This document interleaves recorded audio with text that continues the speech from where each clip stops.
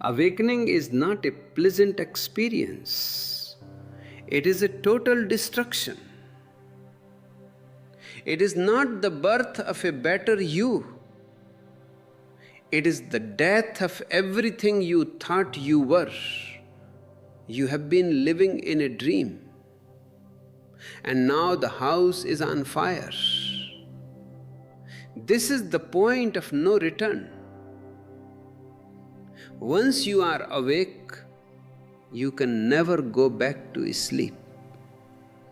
You have lost your limitations, but you have found the whole infinity. Stop searching. The search itself is the barrier. To be awake is to be dead to the past and alive only in this trembling, vibrating moment. The question is, are you brave enough to disappear? Hello, my beloved ones. I see you, and yet I must ask, are you really there? Or is it just a cell, a mechanical habit that has walked into this room, that has clicked on this video, that is sitting there listening to these words? This is the most fundamental question one can ever ask, and it is the only question worth answering. You believe you are awake because your eyes are open, because you can move, because you go to your office, because you raise your children, because you talk and argue. But I tell you, you are fast asleep. You are walking in a deep, dark hypnosis. Your life is not a life. It is a long, complicated dream. And the first sign that you are approaching what I call the point of no return, the real spiritual awakening, is the moment you begin to suspect that you are asleep. The moment a man begins to suspect that he is dreaming while the dream is still going on, the dream has lost its power over him. This is the beginning of the end of the ego. It is a very strange state. You are still in the world. You are still doing your things, but a distance has been created. You see yourself walking, you see yourself talking, and you realize that I am not the one who is walking. Something else, a mechanism, a biological computer, is doing the walking. This suspicion is the first crack in the prison wall.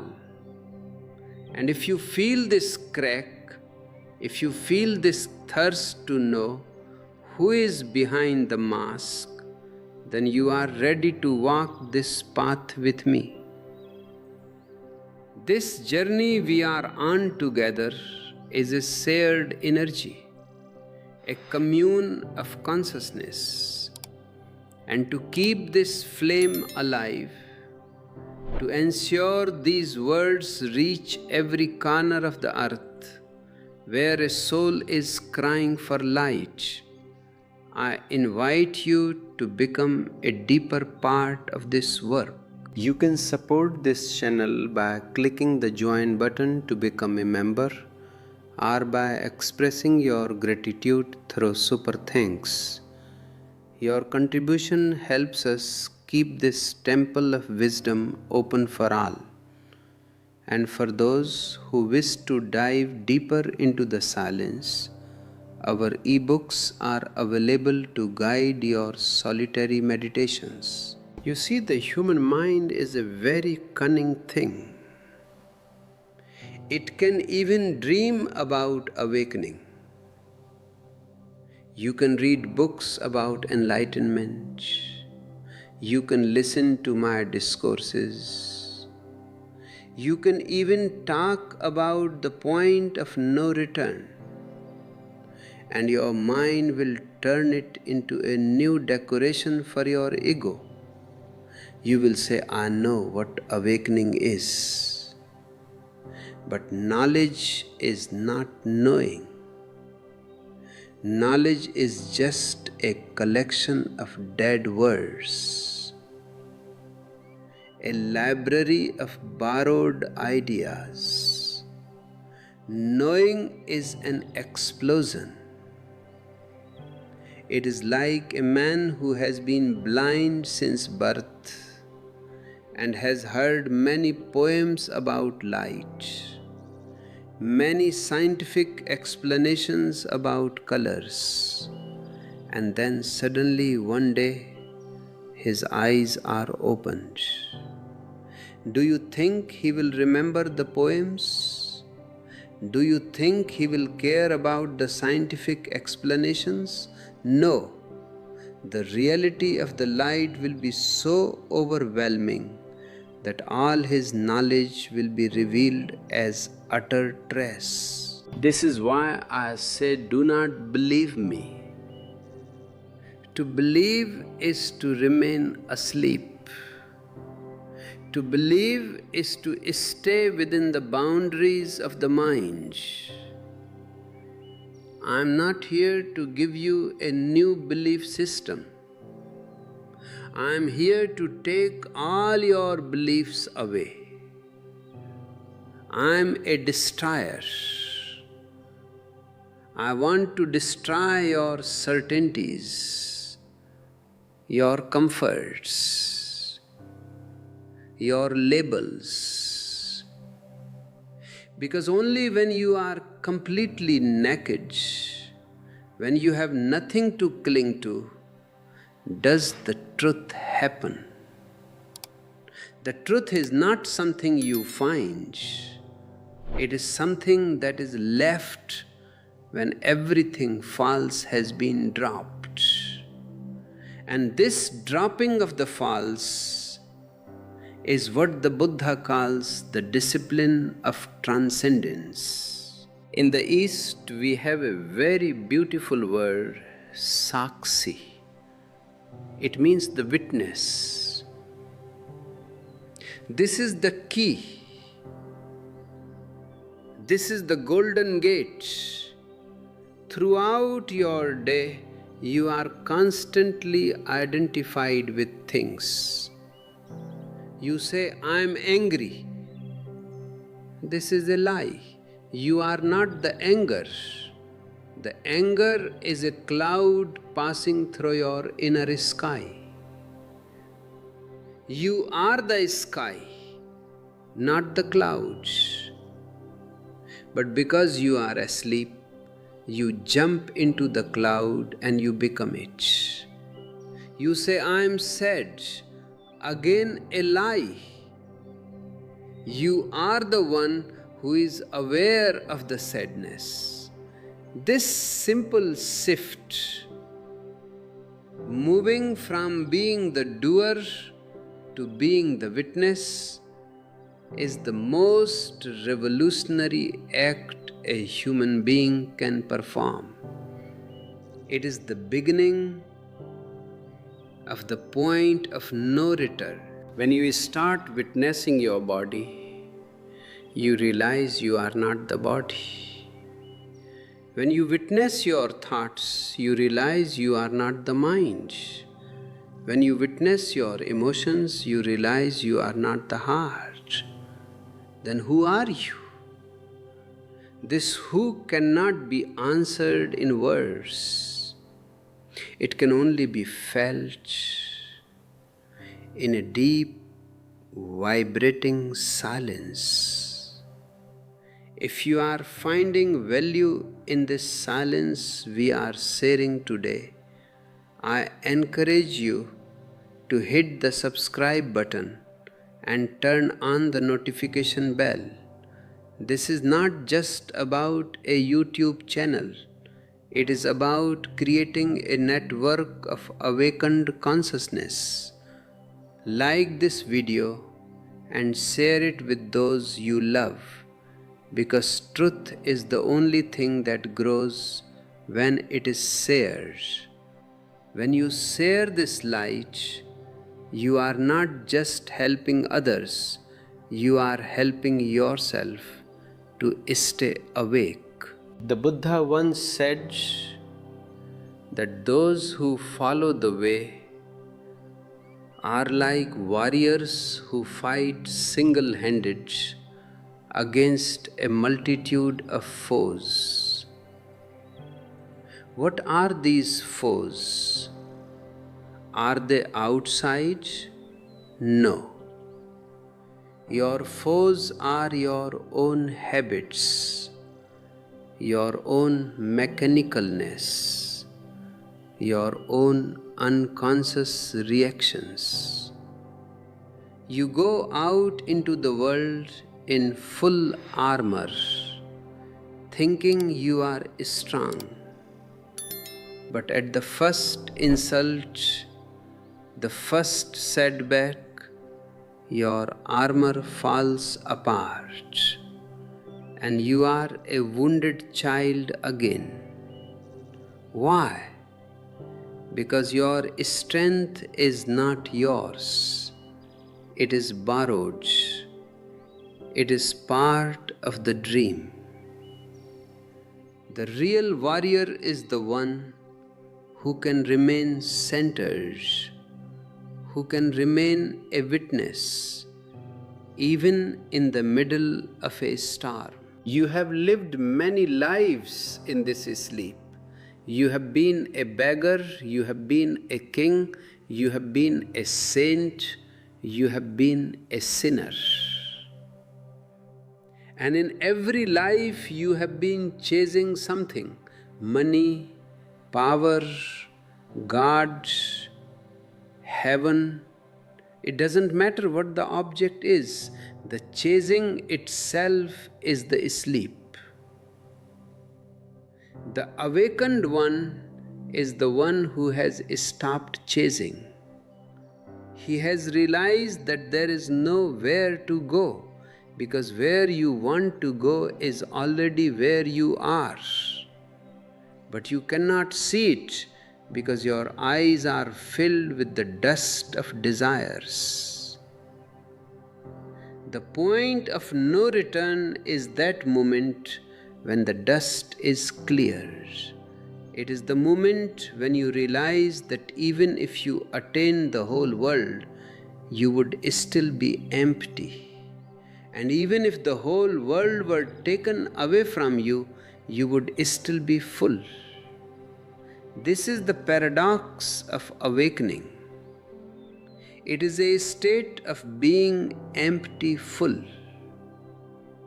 Empty of the ego, empty of the I, but full of the divine, full of the light of existence. Think about your daily life. How many things do you do consciously? You eat, but you are thinking about your work. You walk, but you are planning your future. You talk to your wife or husband, but your mind is somewhere else. You are never where your body is. You are always in the past or in the future. And the past is dead, and the future is unborn. You are living in a non-existent space. Awakening is the art of being here, now. It is the art of bringing the whole of your being into this very moment. If you can drink a cup of tea with total awareness. If you can just sit and do nothing but be fully present, then you have already crossed the threshold. This journey into the here and now is what we explore in our special meditation guides and ebooks, which you can find in the description. They are designed to help you bring this quality of witnessing into your mundane activities. And if you feel a deep resonance with these teachings, if they have touched something dormant in your soul, consider making a donation through Super Thanks. It is a beautiful way to keep the energy flowing. The point of no return is not a destination, it is a quality of being. Once you have tasted the beauty of a single conscious moment, you can never go back to being totally unconscious again. You may fall back into sleep, yes, but the sleep will never be the same. A part of you will always be watching the sleep. A small flame will keep burning in the dark, and that flame will eventually consume the whole forest of your ignorance. In the Vigyan Bhairav Tantra, the book of secrets, Shiva gives 112 techniques to reach this stage. But all these techniques have one thing in common. They are all ways to pull you out of your mechanical habits. They are all ways to bore a hole into your being, as I often say, so that light can penetrate your imprisonment. A teacher will give you new habits, virtue, character, morality, but a master will try to destroy all your habits, even the good ones, because a habit is a habit, and every habit is a form of sleep.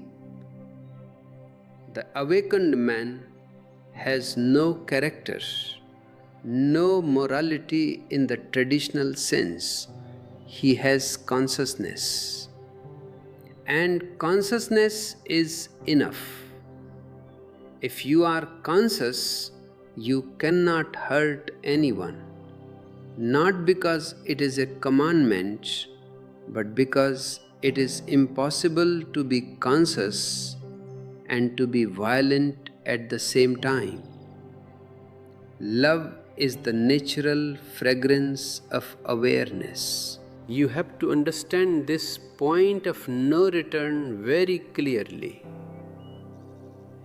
In the East, specifically in the path of the Buddha, we call the first stage of awakening Sarotapanna.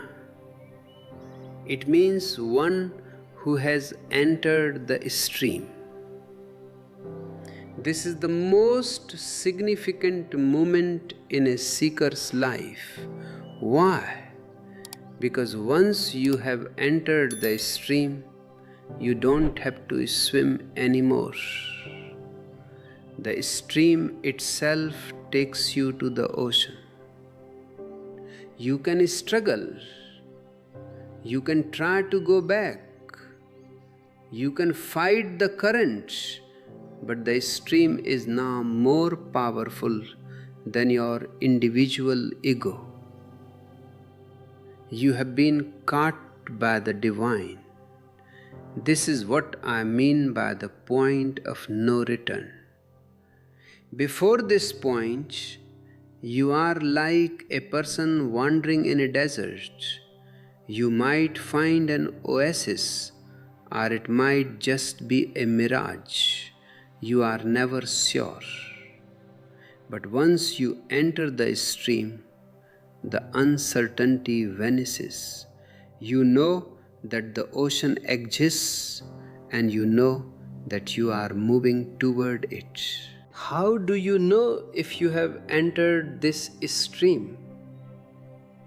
One of the most unmistakable signs is that your interest in the outer simply begins to wither away. It is not that you renounce the world. Renunciation is often just another ego trip, a way to feel superior to others. No, I am talking about a natural falling away, like a dead leaf falling from a tree.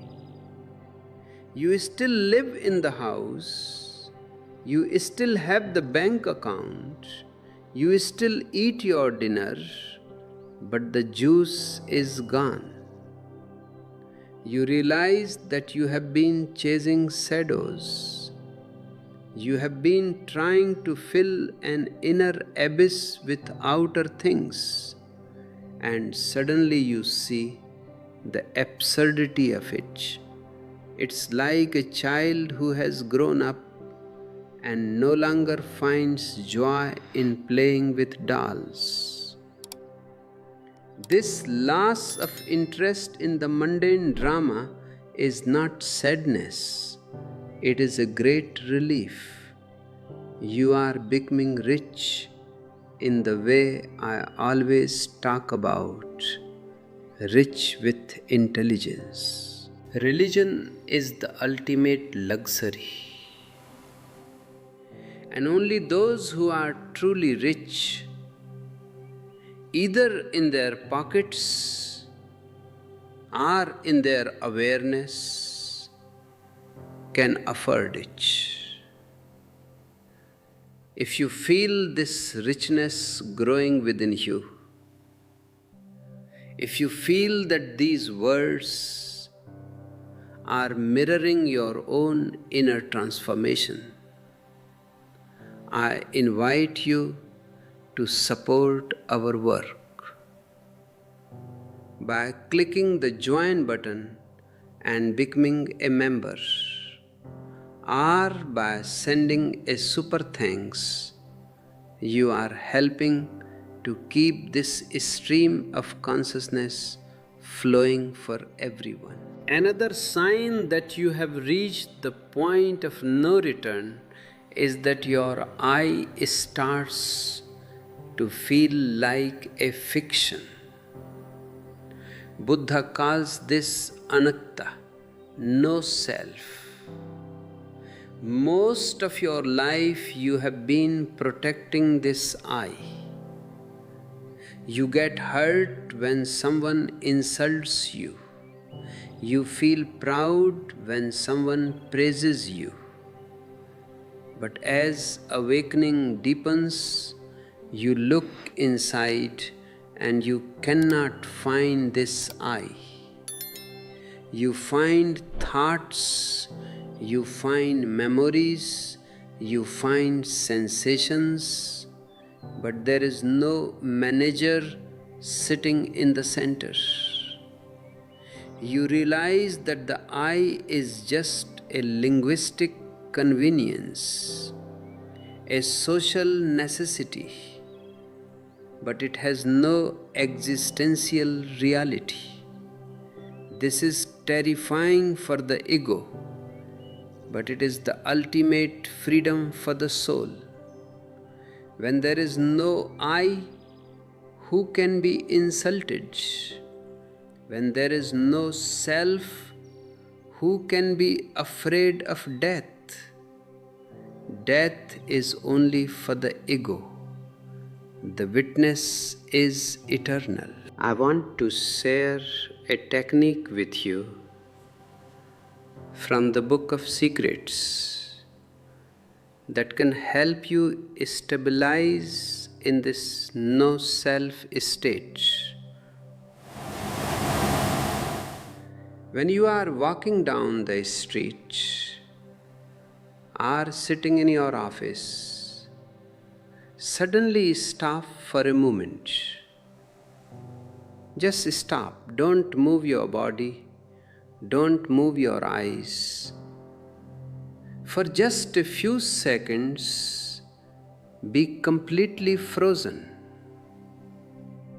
In that sudden stillness, the momentum of the mind is broken. The mechanism of your habits receives a shock. In that gap, you can glimpse the witness. You can see the world moving around you while you remain the unmoving center of the cyclone. This is a very powerful method to bring yourself back to the point of no return. You can find many such techniques in our ebooks, which are designed to be your companions on this path of transcendence. The mind will tell you this is too difficult. I am just an ordinary person. But I tell you, there is no such thing as an ordinary person. Every human being is a hidden Buddha. You are a king who has fallen asleep and is dreaming that he is a beggar. All I am doing is shaking you. I am not giving you a kingdom. I am just waking you up so you can see that the kingdom was always yours. But you are so attached to your rags. You are so proud of your miseries. You tell your stories of suffering to anyone who will listen, because your suffering gives you an identity. To be a victim is a great ego role. To be awakened means to drop all roles. It means to be nobody. Are you ready to be a nobody? This is the most difficult thing in the world. It is easy to be a prime minister. It is easy to be a billionaire. But to be a nobody requires a courage that is not of this world. It is the courage of a warrior who goes out into the forge in full armor, as the Buddha said, but a warrior who is fighting against his own shadows. Most people go halfway and beat a retreat. They get a little peace, a little relaxation from meditation, and they think they have arrived. They become spiritual and start acting holy.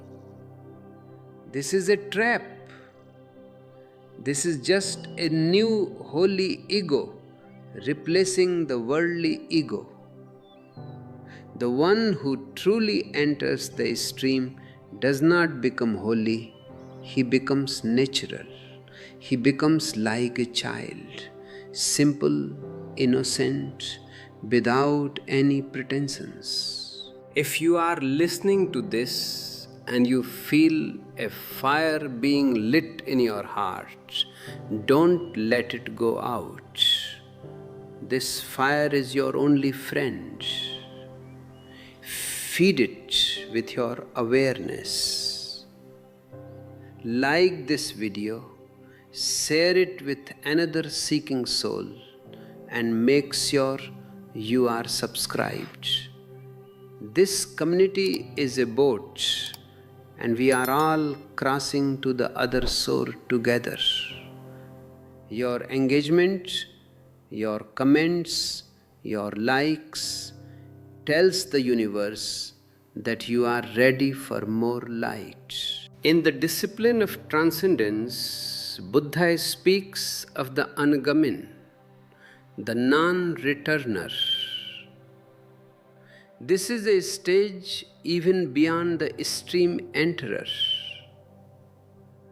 The Angamin has dissolved so much of his unconsciousness that even if he dies, he will not be born again into this world of shadows. He has reached a point where the pull of the earth, the pull of desire, has lost its gravity. He is like a bird that has discovered the vastness of the sky and can no longer be kept in a cage. But you don't have to wait for death to be an Anagamin. You can be a non-returner right now. If you can look at your desires, your greed, your lust, your ambition, and see them for what they are, just mechanical ripples in the mind, then they lose their power over you. You are in the world, but you are no longer of the world. This doesn't mean you become cold or indifferent. On the contrary, for the first time, you become capable of real love. When you are asleep, your love is just a form of possession. You use the other to fulfill your needs, to hide your loneliness. But when you are awake, your love is a sharing of your overflow. You are so full of light, so full of bliss, that you have to share it. It becomes a fragrance that you spread simply because you can't help it. This is the love of a Buddha. It is unconditional. It asks for nothing in return, because the act of giving is itself the reward. The point of no return is when you realize that your life is your own responsibility. No God is going to save you. No master can do the work for you. I can point the way. I can describe the scenery, but you have to walk. And the beauty is, the moment you take the first step with total awareness, the goal is already achieved. The path and the goal are not two different things. Walking is the goal. Being aware is the destination. Look at your life. How many times have you been slighted, insulted, or ignored? And you reacted with anger. Buddha says it is very difficult not to get into a passion when slighted. But this difficulty is your greatest opportunity. Next time someone insults you, don't react. Just stand there. Be a witness. See the anger arising in your mind. See the heat in your body. See the urge to scream. Just watch it. Don't suppress it and don't act on it. Just watch it as if it is happening to someone else. In that watching, a miracle happens. The energy of the anger, which was going to be destructive, is transformed into the energy of awareness. You have used the evil influence, as the Buddha calls it, to reach the goal. This is the secret of alchemy. turning the lead of your unconsciousness into the gold of awareness. And this alchemy is happening right here, right now, as you listen to these words. You are not the same person you were when you started this video. A seed has been sown. Whether it will grow into a great tree depends on you. Will you go back to sleep the moment you turn off your screen? Or will you carry this spark of witnessing into your kitchen, into your bedroom, into your office? If you want to support the continuation of these teachings and help us reach more seekers, please consider using the Super Thanks feature or clicking Join. Every contribution, no matter how small, is a brick in the temple of global awakening. And don't forget to explore our ebooks for deeper guidance on the 112 techniques of meditation. Your journey is unique, but you don't have to walk it alone. As you continue on this path, you will notice that your sleep becomes different. Even in deep sleep, a small part of you remains aware. You might even realize you are dreaming while you are dreaming. This is a very advanced sign. It means that the witness has penetrated the deepest layers of your subconscious. When the witness is there in your sleep, then your awakening is nearly complete. You are approaching the state of the Arhat, the one who has conquered all his passions, the one who is pure and spotless. But remember, the Arhat does not try to be pure. Purity is simply what remains when the ego dust is gone. It is your original face. This original face is not something you have to invent. It is something you have to discover. It is already there, buried under layers of social conditioning, under the mummy and the daddy that live inside your head. You have been taught to be someone, to be successful, to be famous, to be respectable. But the point of no return is reached only when you realize that all these efforts are like burning an incense stick. You admire the fragrance, you seek the glory, but all the while the fire is steadily burning up the stick. By the time you achieve your fame, you are already stricken in years. Your energy is wasted and your hands are empty. This is the tragedy of the unconscious life. You spend your whole life preparing for a future that never comes, and in the process, you miss the only life that is actually happening. When you enter the stream, your perspective on time shifts completely.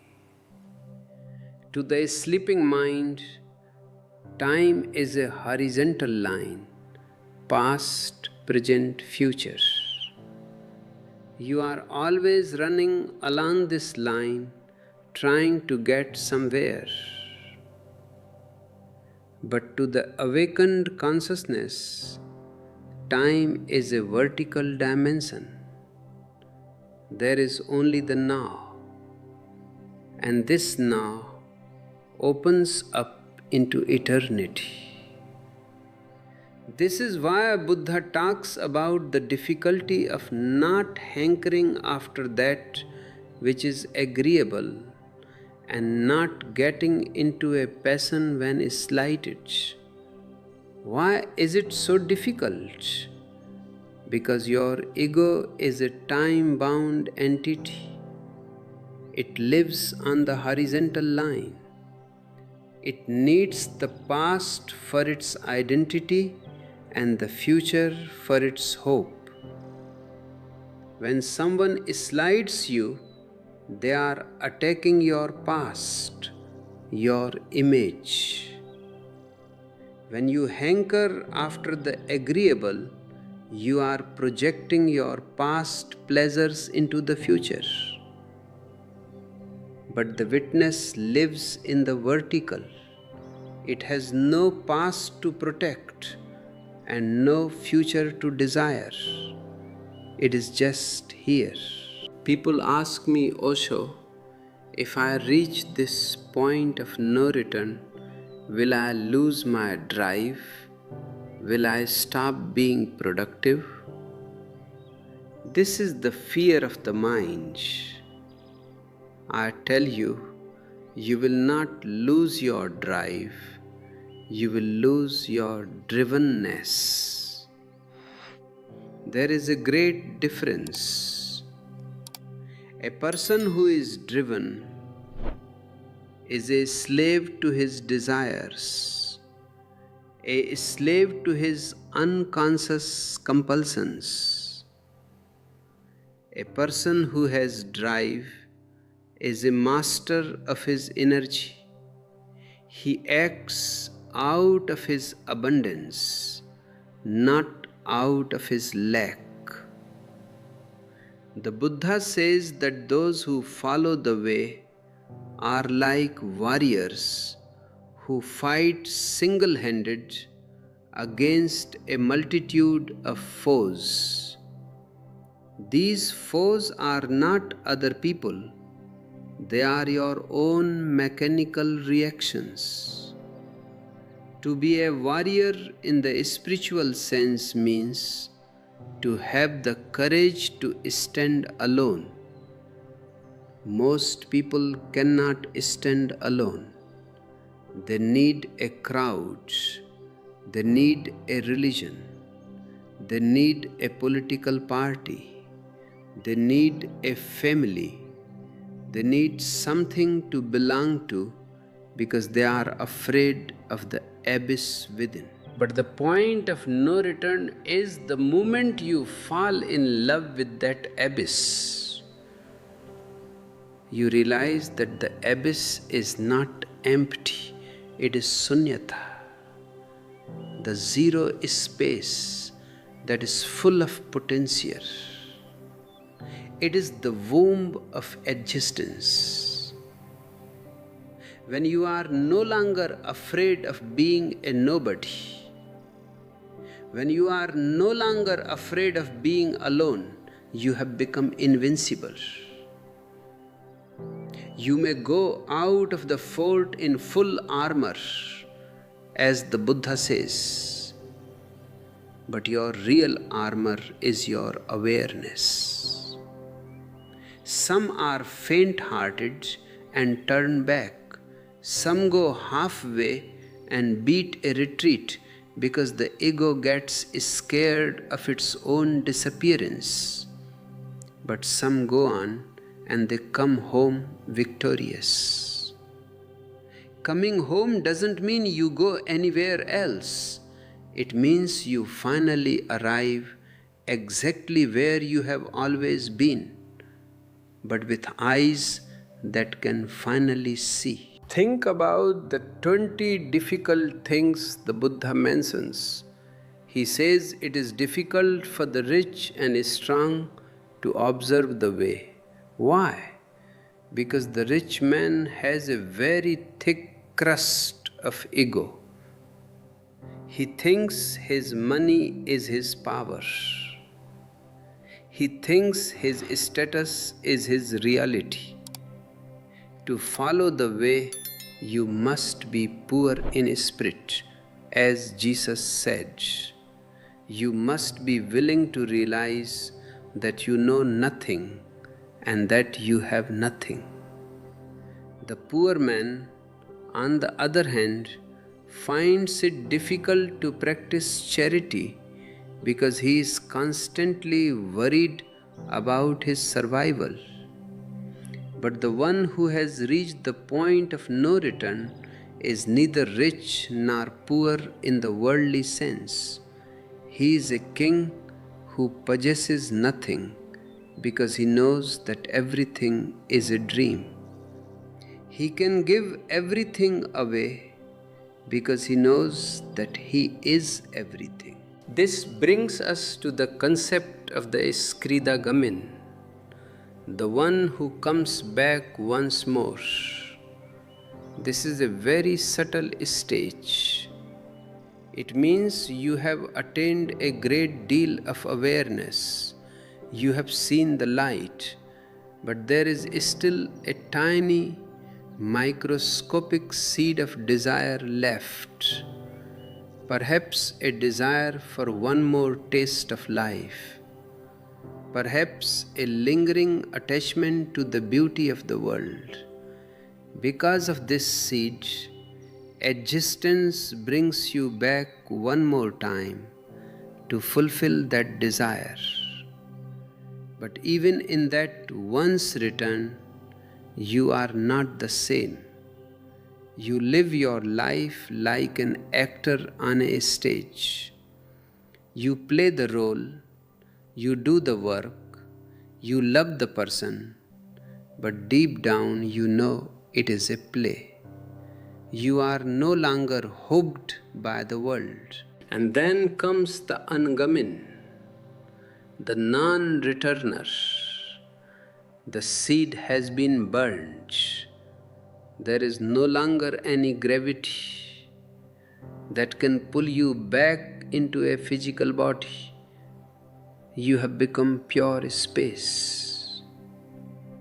This is what nirvana means, the blowing out of the flame. When the flame is blown out, where does it go? It doesn't go to some heaven with golden streets and angels playing harps. That is just a childish dream for the faint-hearted. No, the flame becomes the whole sky. It becomes universal.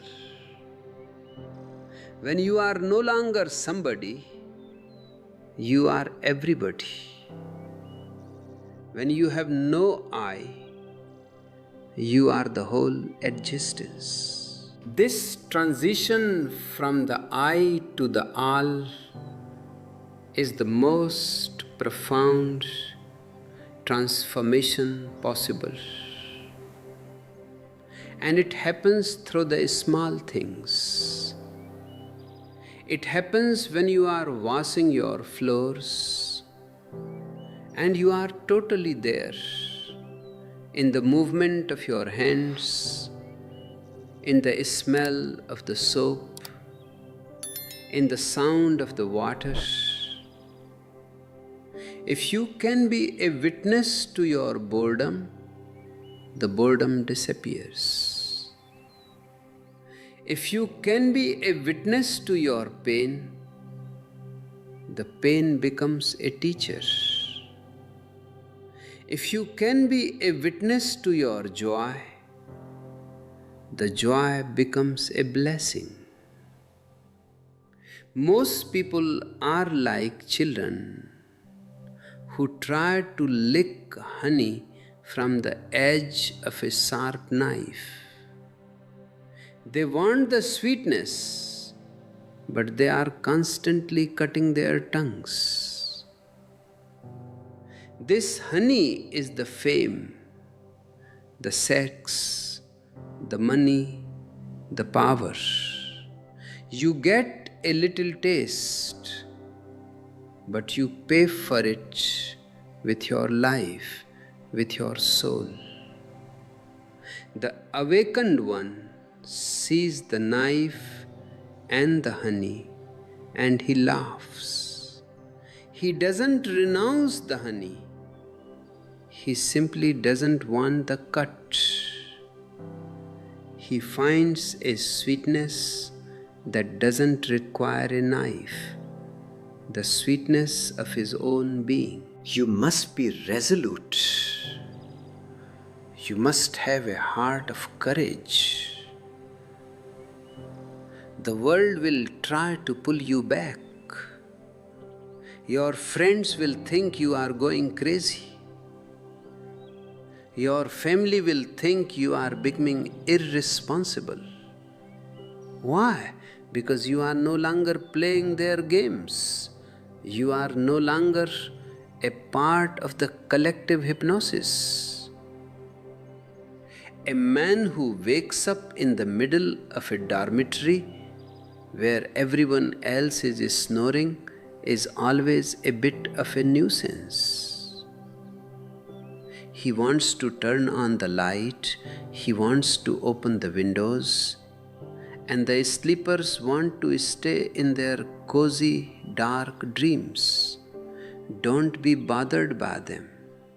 Be compassionate, but don't let them pull you back into the dormitory. The evil influence that the Buddha says you should destroy is not something outside. It is the social ego that lives within you. It is the voice that says, what will people think? Or you should be more like so and so. Destroy this voice with the sword of witnessing. Whenever you hear this voice, just watch it. Don't fight it. Don't argue with it.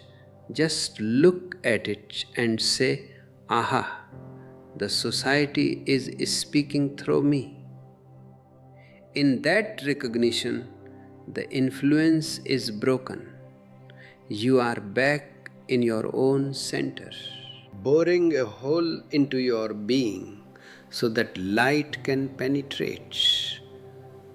This is the work of a master. I am not here to give you a new character. A good character is just a more comfortable prison cell. I want to give you consciousness. In the light of consciousness, goodness happens on its own, like a flower opening to the sun.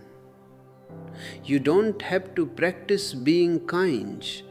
You are kind because you see the same light in everyone else that you see in yourself. You don't have to practice being non-violent.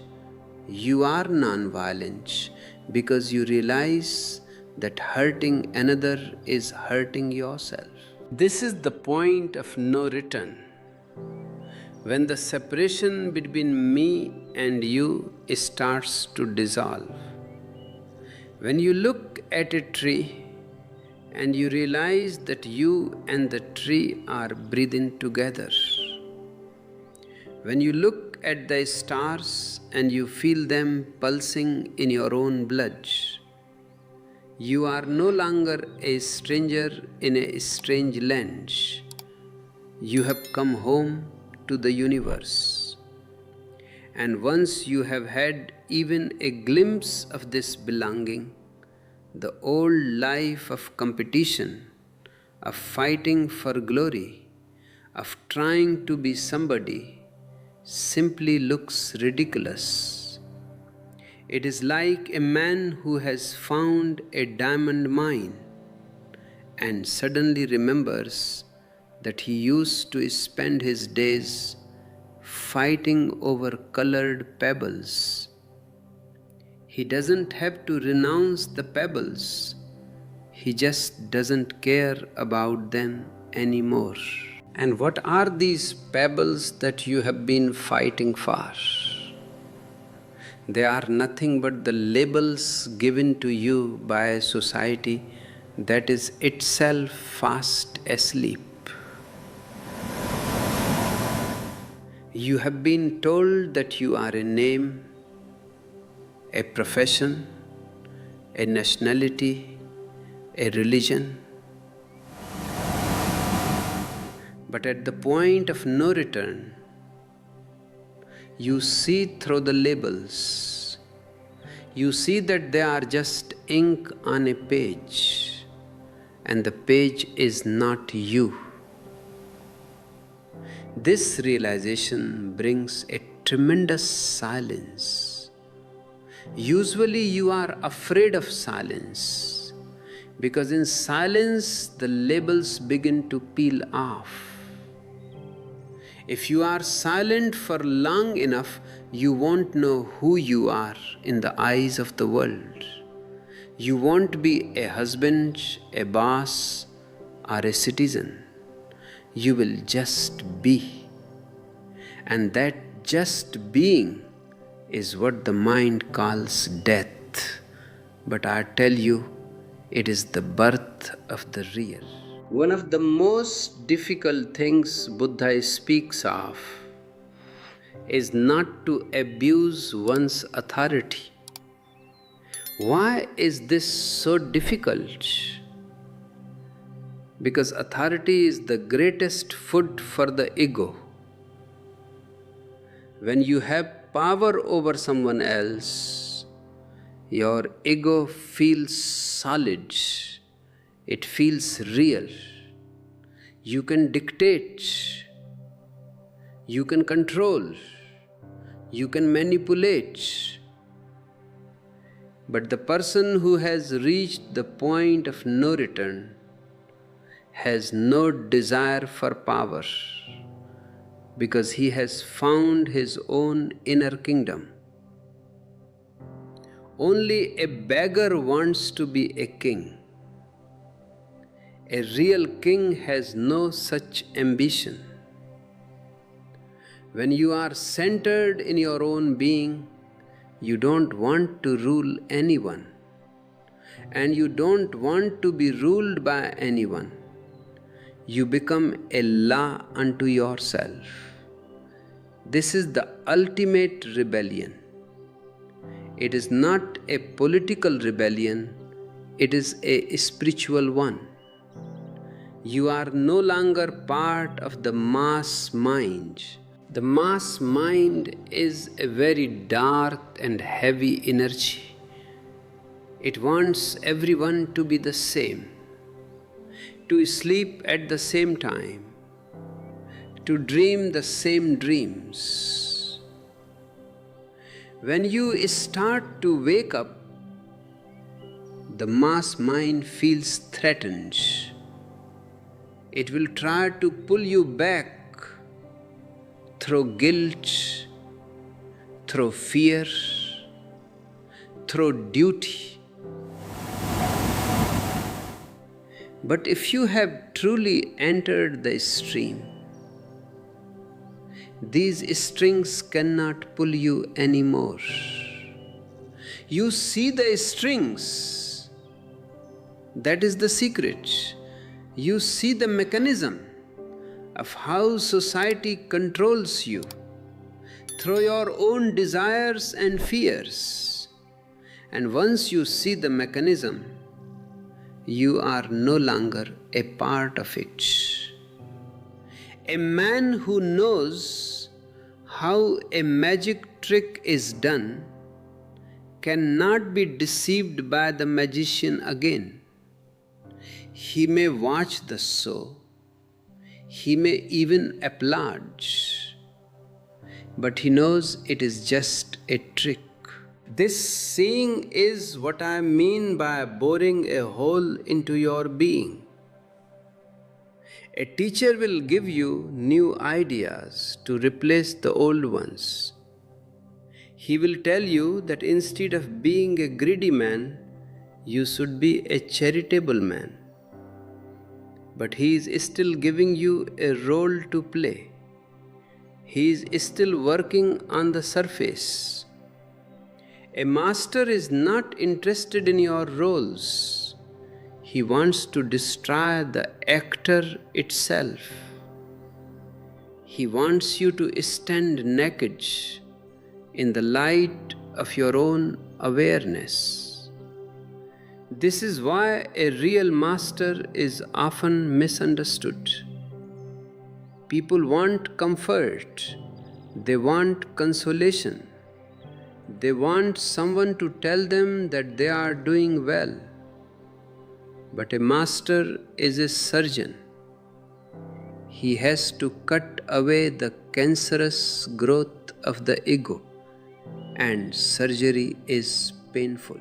The point of no return is reached when you are willing to undergo this surgery without anesthesia. You are willing to watch the pain, to watch the ego die, to watch your cherished illusions crumble. And why would anyone do this? Only because the pain of living in a lie has become greater than the pain of the surgery. Most people are not yet frustrated enough with their lies. They still think that maybe the next job, the next relationship, or the next meditation technique will bring them the happiness they seek. They are still hoping. Hope is the ultimate sleep-inducing drug. As long as you hope, you will remain asleep. Awakening is for those who have lost all hope in the future and have finally turned their gaze to the present. In the Vigyan Bhairav Tantra, Shiva gives a technique. When in some activity you are intensely engaged, stay in the activity, but be aware of the one who is doing it. If you are painting, be the painting, but also be the watcher of the painter. If you are making love, be the love, but also be the witness of the two bodies. This double-arrowed consciousness is the bridge to the point of no return. One arrow of your attention goes outward to the task, and the other arrow goes inward to the source. Usually, we only have the outward arrow. We are lost in the object. The subject is forgotten. To bring the arrow back to the subject is the whole art of meditation. You might think, if I am always witnessing, won't I become a robot? Won't I lose my spontaneity? It is exactly the opposite. Right now you are a robot. Right now your reactions are predictable. If someone pushes your button, you get angry. If someone praises you, you feel happy. You are a machine that reacts to stimuli. The witness is the only thing in you that is not a machine. The witness is spontaneous because it is not a reaction, it is a response. A reaction is from the past, from memory, from habit. A response is from the present, from awareness. When you respond, you are fresh. You are like a mirror. Whatever comes before the mirror is reflected, but the mirror doesn't cling to the reflection. When the object is gone, the mirror is empty again. This emptiness is your true nature. But you have been taught to fear emptiness. You fill your life with noise, with chatter, with gadgets, just to avoid being alone with your own emptiness. But this emptiness is not nothingness. It is no thingness. It is the space where the divine can dance. The point of no return is when you finally stop running away from this space and you step into it. You find that the emptiness is actually a great fullness. It is a peace that passes all understanding. Buddha says it is difficult to be born in the age of a Buddha. What does he mean? Does he mean the physical body of a Buddha? No.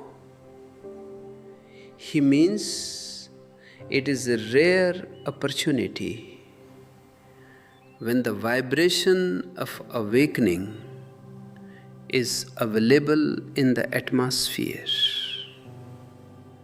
A Buddha is an opening in the sky. Through him you can see the beyond. But the window is only open for a short time. If you don't jump through it, the window will close and you will have to wait for many lifetimes for another such opening. This jumping is what the point of no return is all about. It is a leap from the known to the unknown, from the mind to the no mind. Don't wait for a better time. There is no better time than now. Don't wait until you are ready. No one is ever ready for the explosion of truth. You just have to be fed up with the smallness of your life. You have to be thirsty enough that you are willing to risk everything for a single drop of the eternal. And once you taste that drop, you will see that there was no risk at all. You only risked your chains. You only risked your nightmares. What you gained was your own soul. As you walk through your day-to-day, try to remember this. You are the watcher. When you feel a surge of desire, watch it. Don't judge it. Don't say this is bad. Just see it as a wave in the ocean. When you feel a moment of clarity, watch that too. Don't cling to it. Don't say, I must keep this. Just see it as a clear patch in the sky. If you can keep this thin thread of witnessing alive, even for few minutes each day, you are already moving toward the point of no return. You are entering the stream. And the stream is joyful. It is not a grim, serious business. Spiritual life should be a dance, a celebration. If your meditation makes you serious, then you are on the wrong path. Seriousness is a disease of the ego. Awakening is a great laughter, a laughter that recognizes the cosmic joke of having searched for so long for something that was always right here inside you. This path is not a path of achievement, it is a path of uncovering. It is not that you become someone new, but that you finally stop trying to be anyone at all. I was speaking to you about the mummy and the mother. This is a very subtle point that Buddha hints at when he says one must leave their parents and go out of the home. He is not talking about your poor biological parents. He is talking about the psychological parents that you carry inside. You see, the mummy is a social institution. The mummy wants you to be a part of her, to be a possession, to be a decoration for her ego. She gives you a pattern, a mold, a structure. She tells you what is right and what is wrong, and you, in your sleep, accept it. You become a good boy or a good girl, but you are no longer a soul. You are just a carbon copy of a dead tradition. The mother, in the spiritual sense, is someone like a Buddha, someone who can give birth to your soul. A real mother helps you to become independent, to become an individual.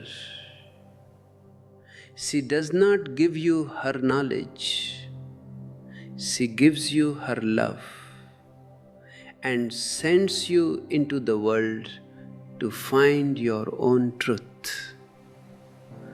But most of you are still clinging to the mummy.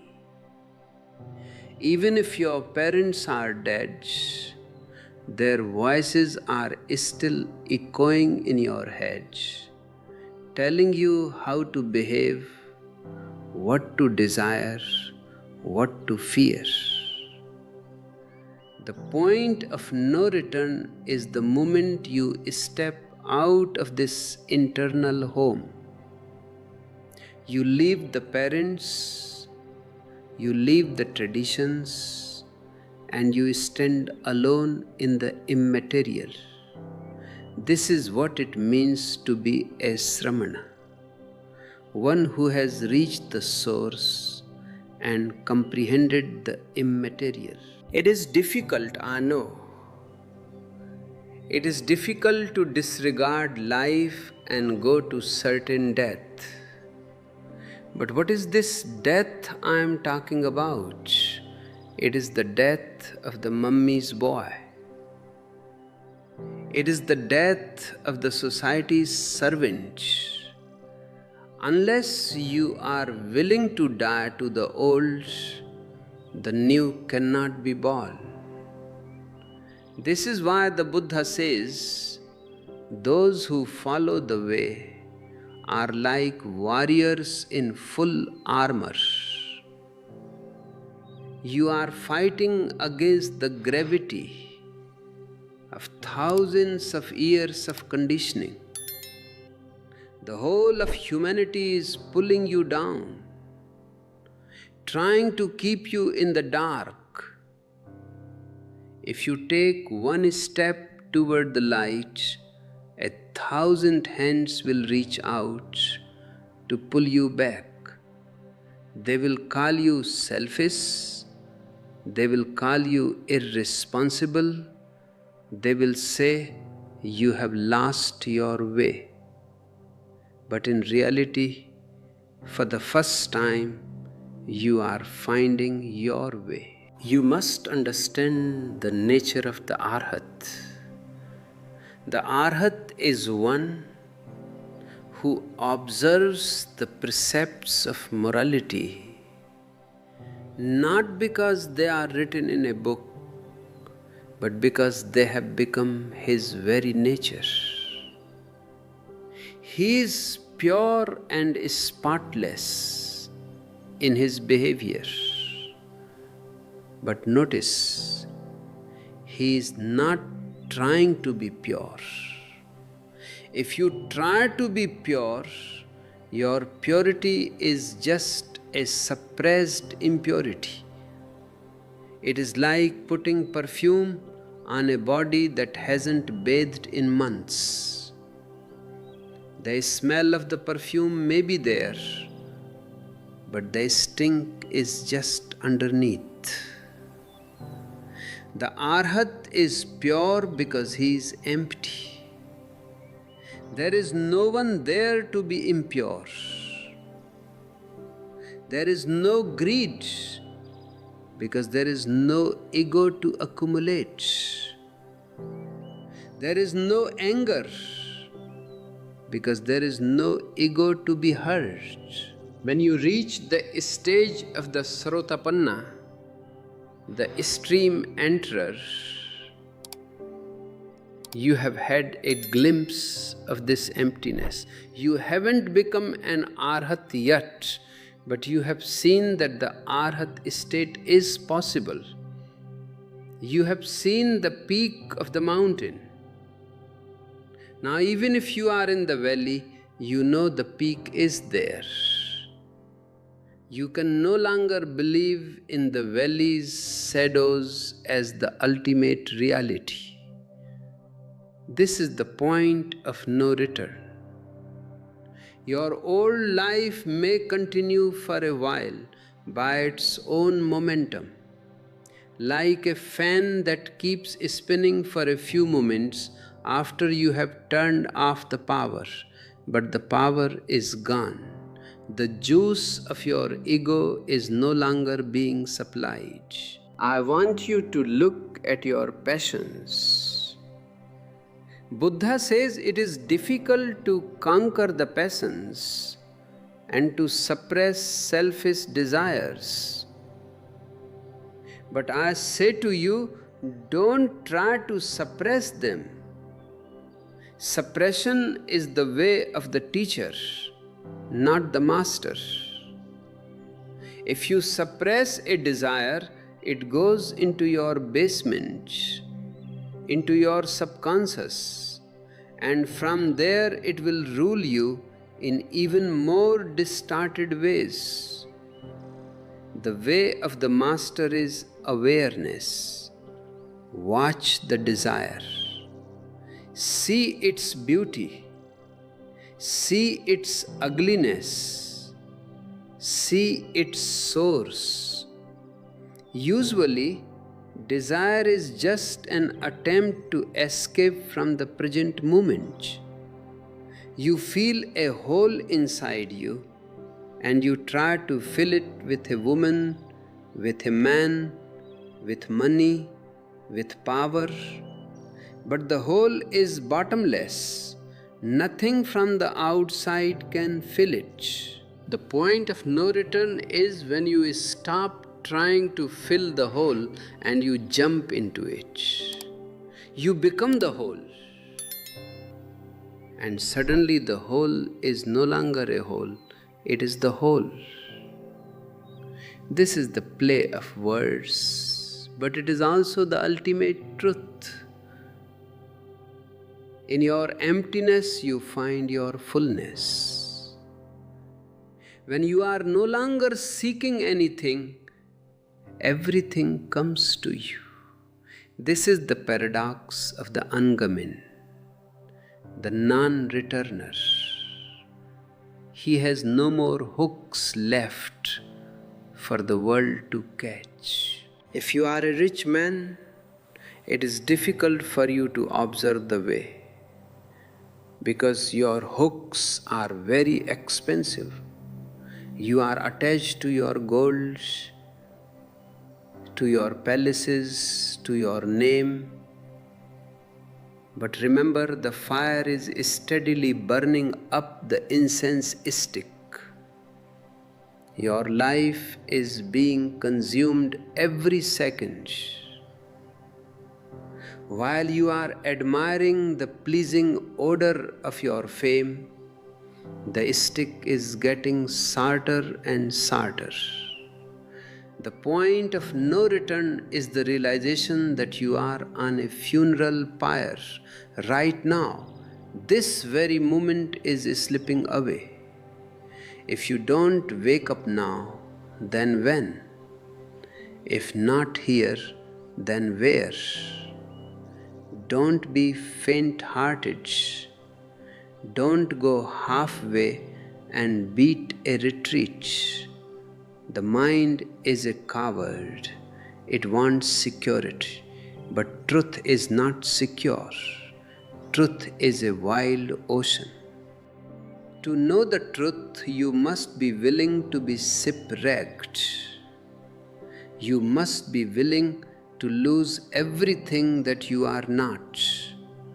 And I tell you, you are not your thoughts, you are not your emotions, you are not your body.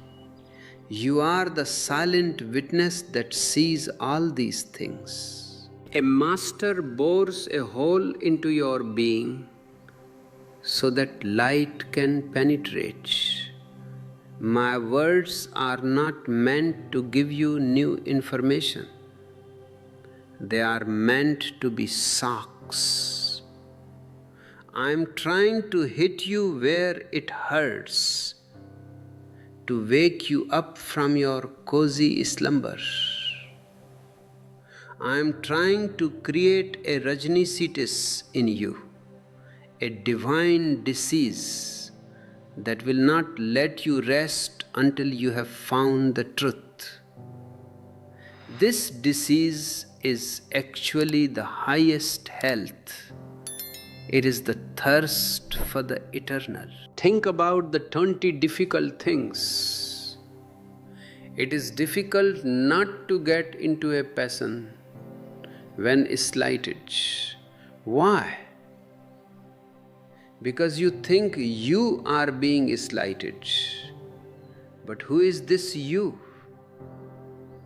If someone throws a stone at the sky, does the sky get hurt? If someone insults the wind, does the wind get angry? You are the sky. You are the wind. The insult is just a stone being thrown by another sleeping person. Why be angry at a person who is talking in their sleep? You should feel compassion, not passion.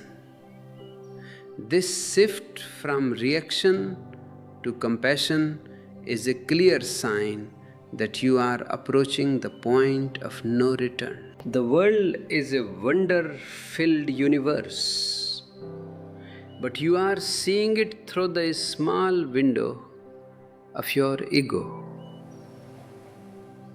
You are like a person who is looking at a beautiful garden through a keyhole. You see a little bit of green, a little bit of red, but you miss the vastness, you miss the dance, you miss the symphony. Meditation is the act of opening the door and stepping into the garden. And once you are in the garden, you can never be satisfied with the keyhole again. Be resolute, be courageous, be fearless. In whatever environment you may happen to be, whether you are in a marketplace or in a cave, be a witness. destroy every evil influence. And the greatest evil influence is your own mechanicalness. Don't be a machine. If you find yourself acting like a machine, stop. Even if it is just for a second, stop.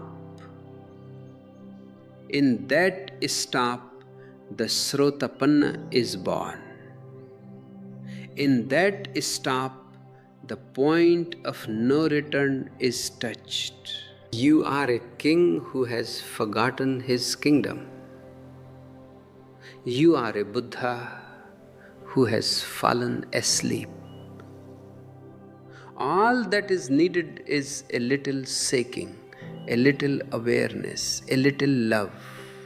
And this love is not something you do, it is something you are when the ego is not. When you are empty, love flows through you like a river.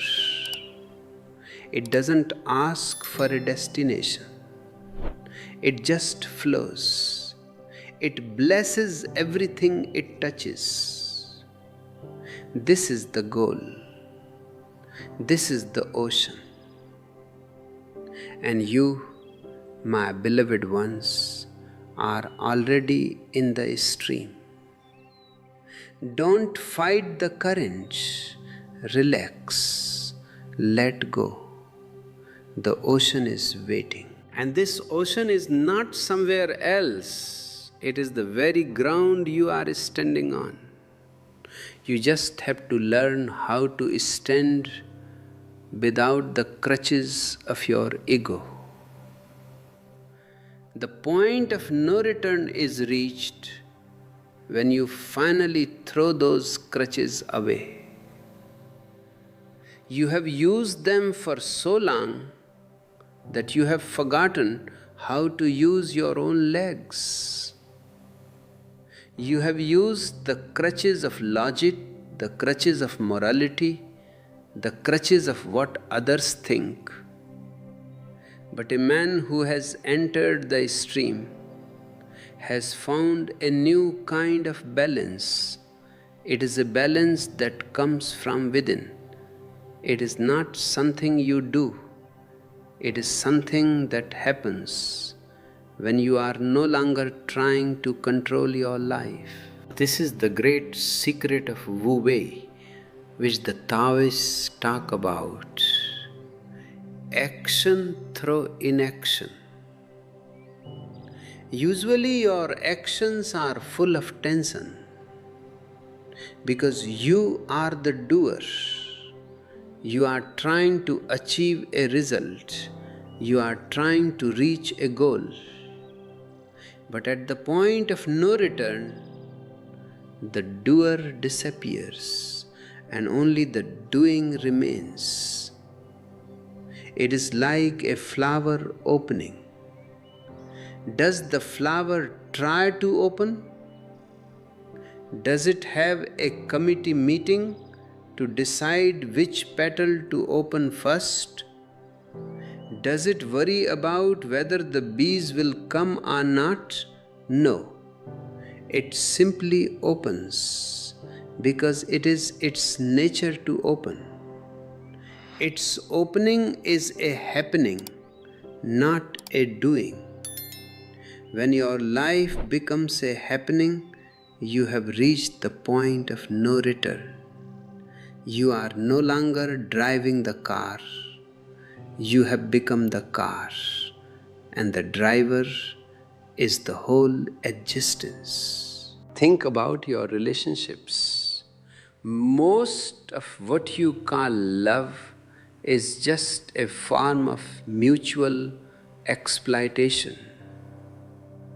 You are lonely, and the other person is lonely.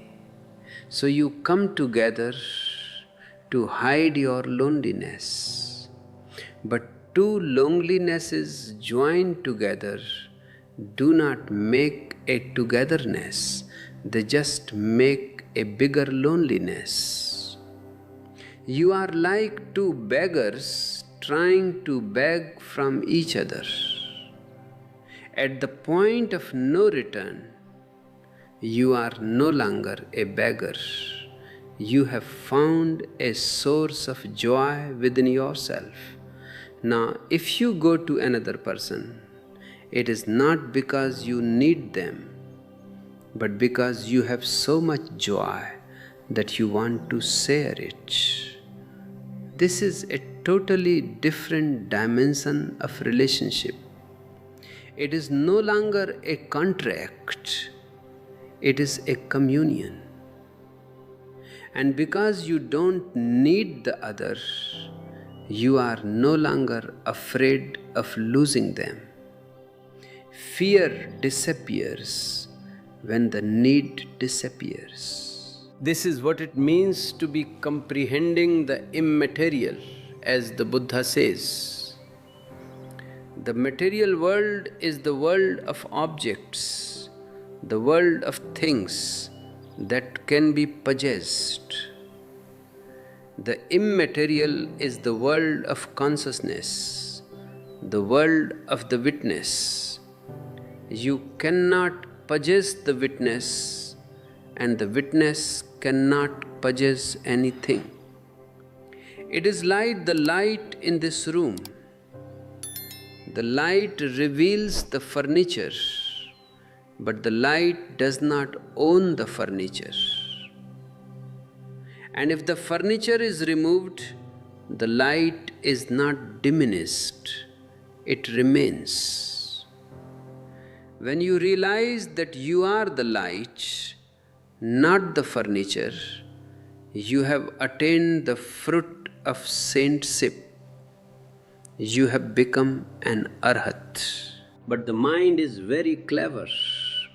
It will say, okay, I will try to be the light. The moment you say, I will try, the ego is back. Trying is a tension.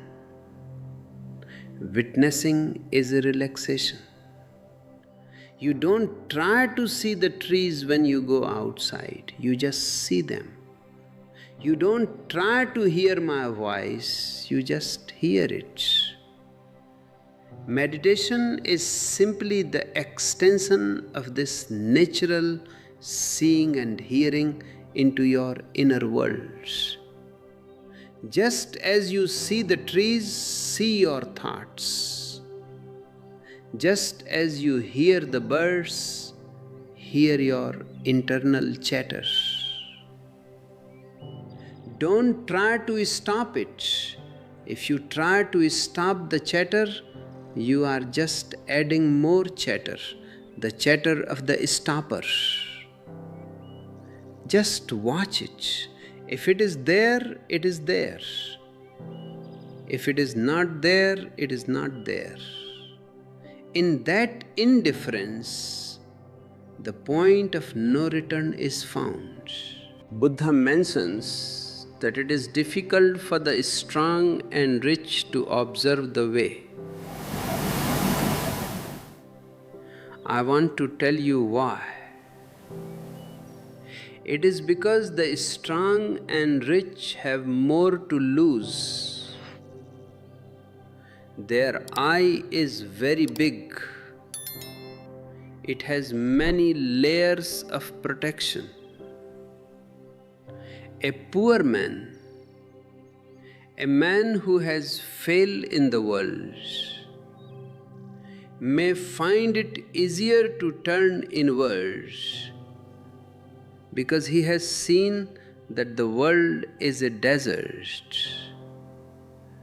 But the rich man still thinks there is some water left in the mirage. He is still hoping that the next million or the next trophy will finally make him feel solid. But no amount of solidness in the outside world can fill the inner vacuum.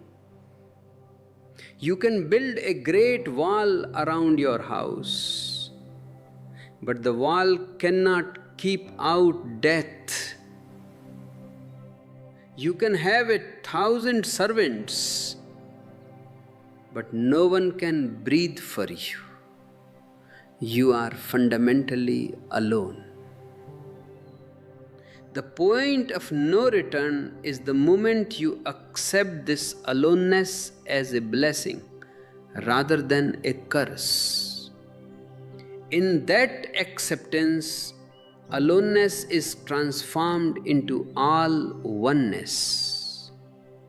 You realize that because you are alone, you are connected to everything. There is no me to separate you from the all. Look at the 20 difficult things again. Buddha says it is difficult to disregard life and go to certain death. This is the most misunderstood sutra. People think it means being a martyr or dying for a cause. No. Buddha is talking about the death of the ego. To the ego, meditation is certain death. When you sit in silence, the ego begins to gasp for air. It needs noise, it needs problems, it needs conflict to survive. In silence, the ego begins to evaporate. To disregard your life, meaning your psychological identity, your history, your stories, and to go into the death of silence is the most courageous act possible. And only those who are willing to die in this way can truly live. What you call life is just a slow death. You are dying every moment from the day you are born. You are just a walking corpse, carrying the weight of your past. Real life begins only when you die to the past. When you are no longer the you that was born 30 or 40 years ago. When you are fresh, like a dewdrop on a lotus leaf in the morning sun.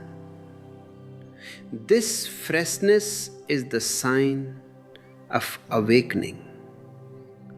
An awakened person has no age. He is as old as the stars and as young as a newborn baby. He has no biography because he is living in the eternal now. This is the point of no return. Once you have tasted this freshness, once you have felt this breeze of the eternal passing through you, the old life of biography and history feels like a dusty old book that you have already read 1,000 times. You have no more interest in it. You don't have to renounce your past. It simply loses its grip. You no longer define yourself by what you did or what happened to you.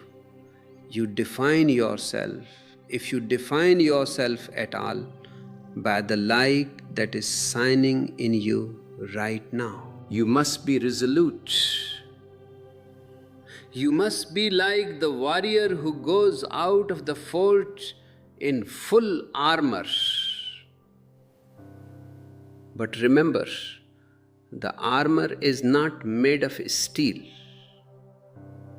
The armor is made of awareness. If you are aware, nothing can touch you. An insult cannot touch you because there is no one there to be insulted. Praise cannot touch you because there is no one there to be flattered. You are like a clear sky. A plane can fly through the sky, but it doesn't leave a scar. A storm can rage in the sky, but the sky remains blue and silent behind the clouds. To be pure and spotless in behavior, as the Arhat is, means to be like this sky. You act in the world, you do what is necessary, but you remain untouched. You are in the marketplace, but you are not of the marketplace. You are selling your wares, you are bargaining, you are talking to people, but deep down in the center of your being, there is a flame that never wavers. This is the inner flame I always speak of. Once you have found this flame, you can go anywhere. You can go to hell and you will not suffer, because you carry your own heaven with you. The point of no return is when you realize that heaven and hell are not places you go to after death. They are states of mind. If you are unconscious, you are in hell. If you are conscious, you are in heaven. And the transition from one to the other can happen in a single moment, the moment of awakening. This awakening is not a slow process, it is a sudden explosion. You may have been preparing for it for years, for lifetimes, but the awakening itself is instantaneous. One moment you are in the dark, and the next moment the light is there. And once the light is there, the dark can never come back. How can darkness face the light? So don't be worried about your darkness, your greed, your anger, your lust. Don't fight them. If you fight darkness, you will only get exhausted. Just bring in the light. Just bring in awareness. Watch your greed, and in that watching, the greed will start to look silly. It will look like a child playing with mud. Watch your anger, and you will see how it poisons your own system before it reaches anyone else. In that seeing, the evil influence is destroyed. Not because you are virtuous, but because you are no longer a fool. Awareness is the ultimate intelligence. This light I speak of is not something you can manufacture. You cannot do light. You can only remove the curtains of your unconsciousness, and the light is already there. The point of no return is when you realize that you are not the one who creates the light, but the one who is the light. This is a very subtle shift in understanding. Usually you think of meditation as a work, as a task. You say, I am going to meditate for an hour. But that very I that is going to meditate is the problem. How can the ego meditate? The ego is the noise. Meditation is the silence. The ego is the confusion. Meditation is the clarity. To know that you have reached the point of no return is to know that meditation is no longer something you do, but something you are. It becomes your very breathing. Think about what the Buddha said regarding those who cleave to their worldly possessions. He says they are like a child who tries to lick honey from the edge of a sharp knife. This is a powerful image. The honey is sweet, yes, but the tongue is being cut. Every moment you seek pleasure in the outside world, you are cutting your own soul. You think you are winning, you think you are gaining something, but you are losing yourself. The child is so focused on the drop of sweetness that he doesn't notice the blood. This is the state of humanity. You are bleeding to death and you are worried about the taste of the honey. When you reach the point of no return, you see the knife. For the first time, your eyes are not on the honey, but on the edge. This is what I call intelligence. Intelligence is the ability to see things as they are, without the filters of desire.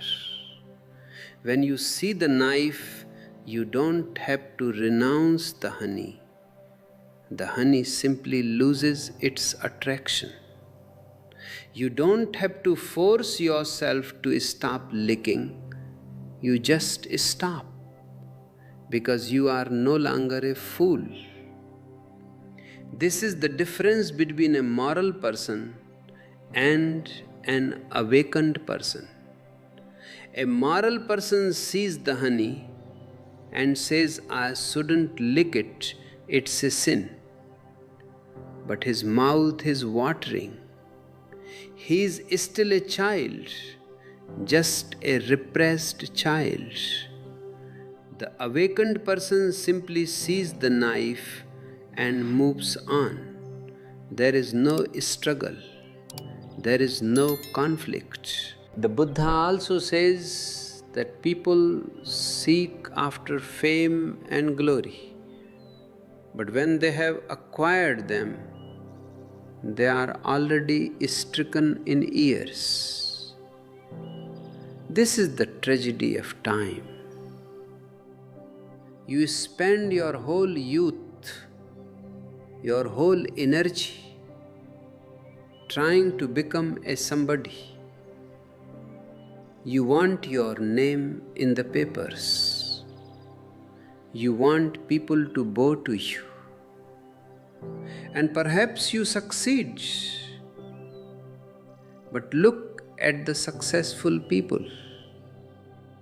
Look at the politicians, the billionaires, the stars. By the time they reach the top of the mountain, they are exhausted. They are old. Their senses are dull. They have the glory, but they no longer have the capacity to enjoy it. And meanwhile, the incense stick of their life has been steadily burning up. The fire that consumes the incense is the same fire that gives the pleasing odor. Your ambition is the fire. It gives you a little fragrance of success, a little smoke of fame, but it is eating you up. The point of no return is the moment you realize that the incense stick is sour. You look at the burning ends and you realize that soon there will be nothing left but ash. This realization brings a tremendous urgency. It's not the urgency of the mind, which is always in a hurry. It is the urgency of the heart, which is finally ready to wake up. You realize that you cannot afford to waste another single moment in sleep. How do you walk this way? Buddha says you should be resolute of heart. What does this mean? It doesn't mean being stubborn. Stubbornness is of the ego. Resoluteness is of the soul. It means that you have seen the truth of your situation so clearly that you cannot turn back. If you are in a house that is on fire, you don't need willpower to run out. You run because you see the fire. If you are still sitting in the house, it means you don't see the fire yet. You are still arguing about the color of the curtains or the price of the furniture. My work is to show you the fire. I am not here to give you a new philosophy. I am here to set your house on fire so that you have to come out. Once you are out of the house, you are a Sramana. You have left the home of your social identity. You have reached the source. What is this source? It is the point where the I has not yet arisen. It is the pure virgin consciousness that you were born with before the society started writing on your slate. To reach the source is to become a child again, but with the awareness of an adult. It is a second birth. This is why Jesus said, unless you are born again, you cannot enter the kingdom of God. He wasn't talking about a ritual. He was talking about the point of no return. In the Vigyan Bhairav Tantra, Shiva speaks of the seed. He asks what constitutes seed. The seed is your potential. You are a seed of a Buddha. But a seed must die for the tree to be born. This is the part that scares you. You want to be a Buddha, but you want you to be there to enjoy it. I tell you, you will not be there. When the Buddha is born, you are gone. The seed is gone. The point of no return is exactly this: the death of the seed and the beginning of the sprout. The sprout cannot go back into the seed coat. It has broken the cell. It is now committed to the sky, to the sun, to the wind. It is vulnerable, yes, but for the first time, it is alive. Are you willing to break your cell? The cell is your security, your knowledge, your respectability.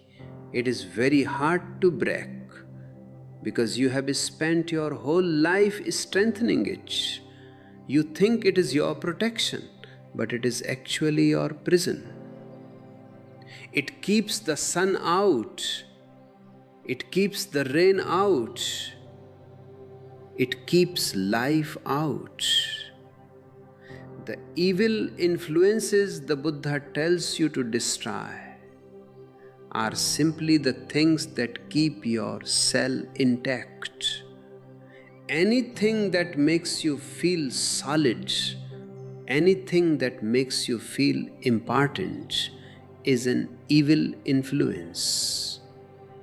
Anything that makes you feel fragile, anything that makes you feel nothing is a blessing in disguise. When you are in the stream, the Srotapanna stage, you begin to enjoy this fragility.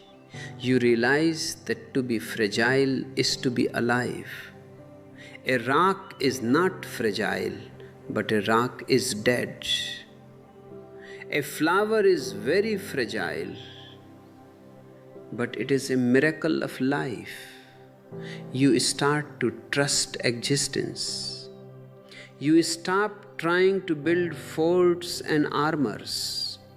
You go out in full armor, as the Buddha says, but your armor is now your total openness.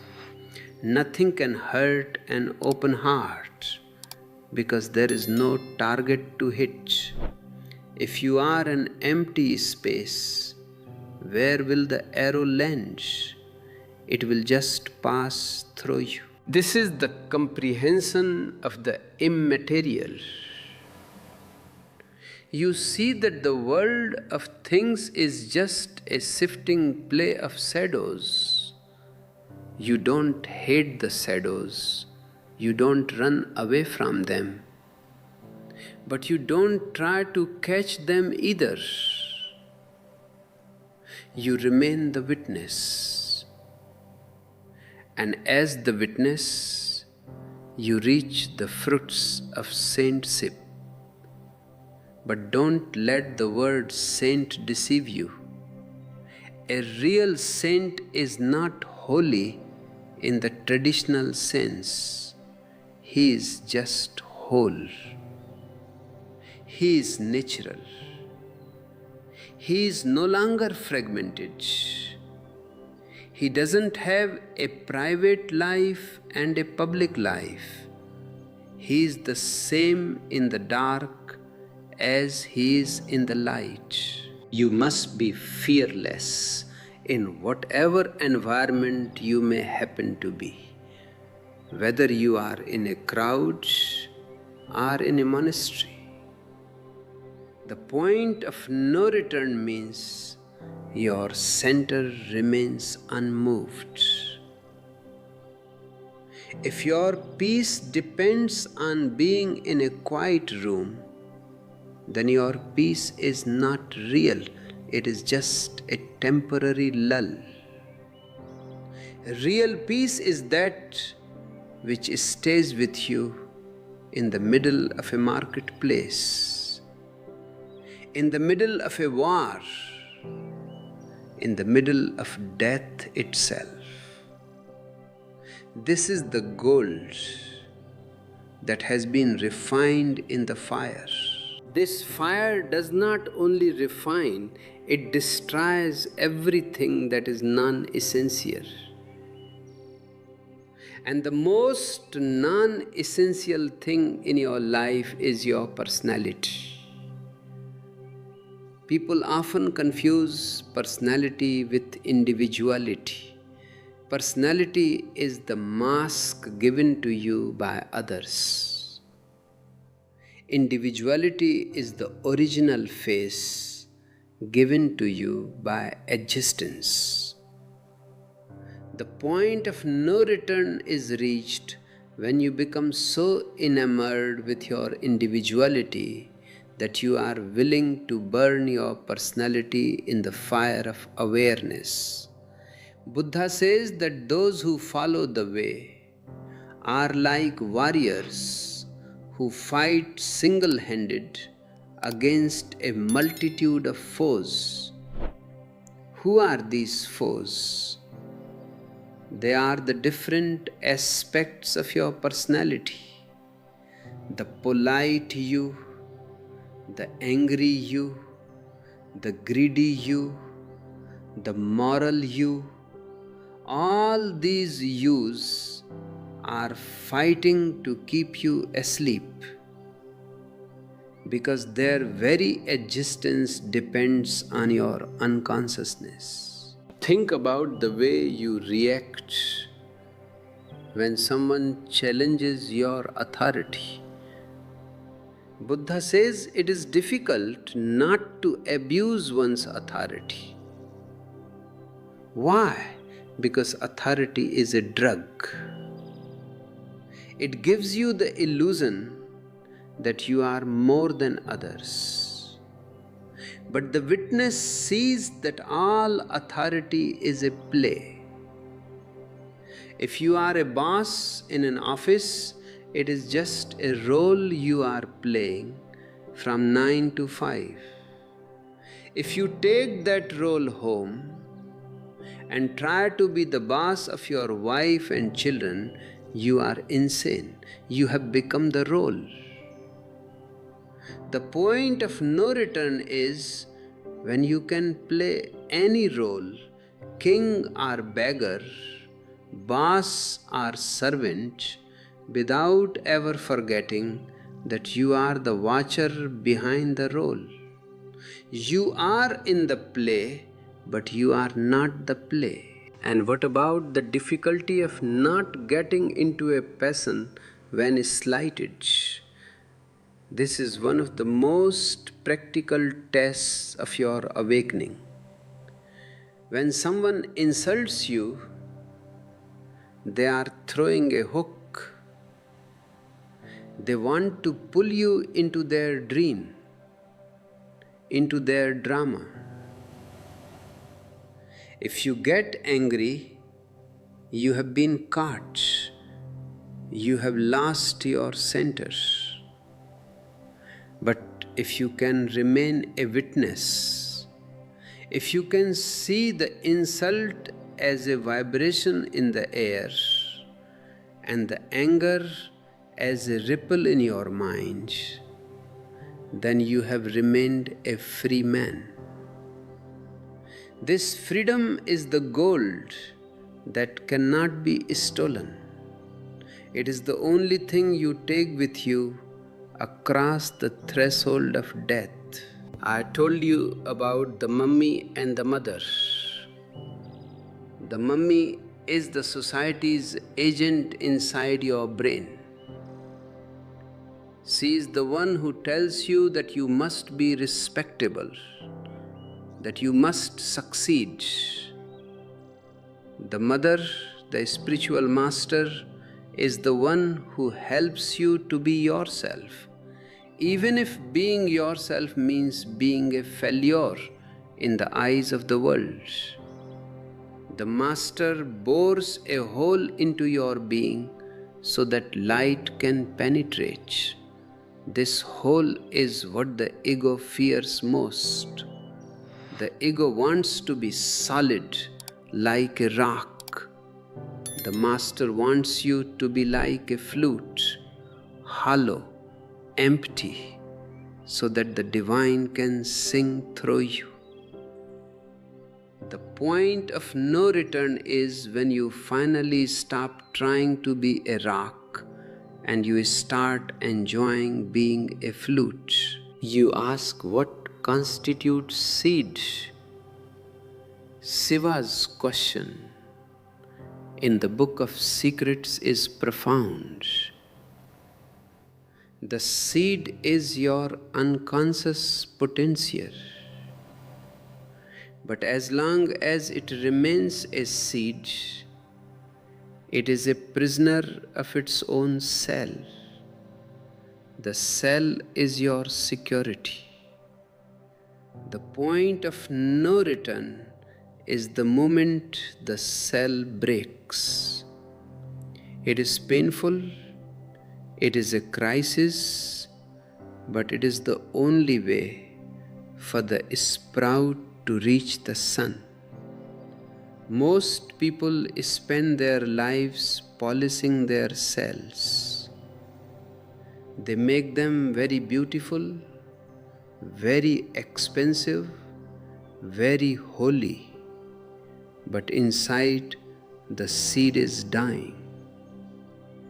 I want to help you break your cell. I am not here to decorate your prison. I am here to help you escape it. Buddha mentions that it is a rare opportunity to be born in the age of a Buddha. This doesn't just mean being alive when a Buddha is physically present. It means being in a state of mind where you can hear what a Buddha is saying. Millions of people lived during the time of Gautama the Buddha, and they never saw him. They saw a man in yellow robes. They saw a nuisance who was disturbing their traditions, but they didn't see the Buddha. To see the Buddha, you must have a Buddha eye. You must have at least a spark of awareness in yourself. And if you are listening to me right now, and if these words are creating a vibration in your soul, then you are born in the age of a Buddha. The window is open. Don't be faint-hearted. Don't be like those who go out of the fort in full armor, but beat a retreat at the first sign of trouble. The trouble is your own mind. The mind will give you 1,000 reasons why you should stop meditating, why you should go back to your old comfortable miseries. It will say you are losing your edge, or you are becoming indifferent. These are just the screams of the dying ego. Let it scream. Let it die. On the other side of that death is a life that is eternal, a life that is not subject to the ups and downs of the world. To be pure and spotless in behavior does not mean following a code of conduct.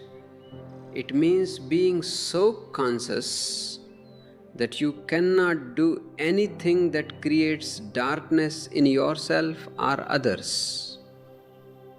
If you are holding a lamp, you don't walk into a wall. You don't have to practice not walking into walls. The light shows you the way. Awareness is that lamp. If you are aware, your behavior will naturally be spotless. You will be kind, not because you read it in a book, but because you see yourself in the other. You will be silent, not because you are forced to be, but because you have found a music that is more beautiful than noise. The point of no return is when this awareness becomes your constant companion. It is no longer a practice you do for 20 minutes in the morning.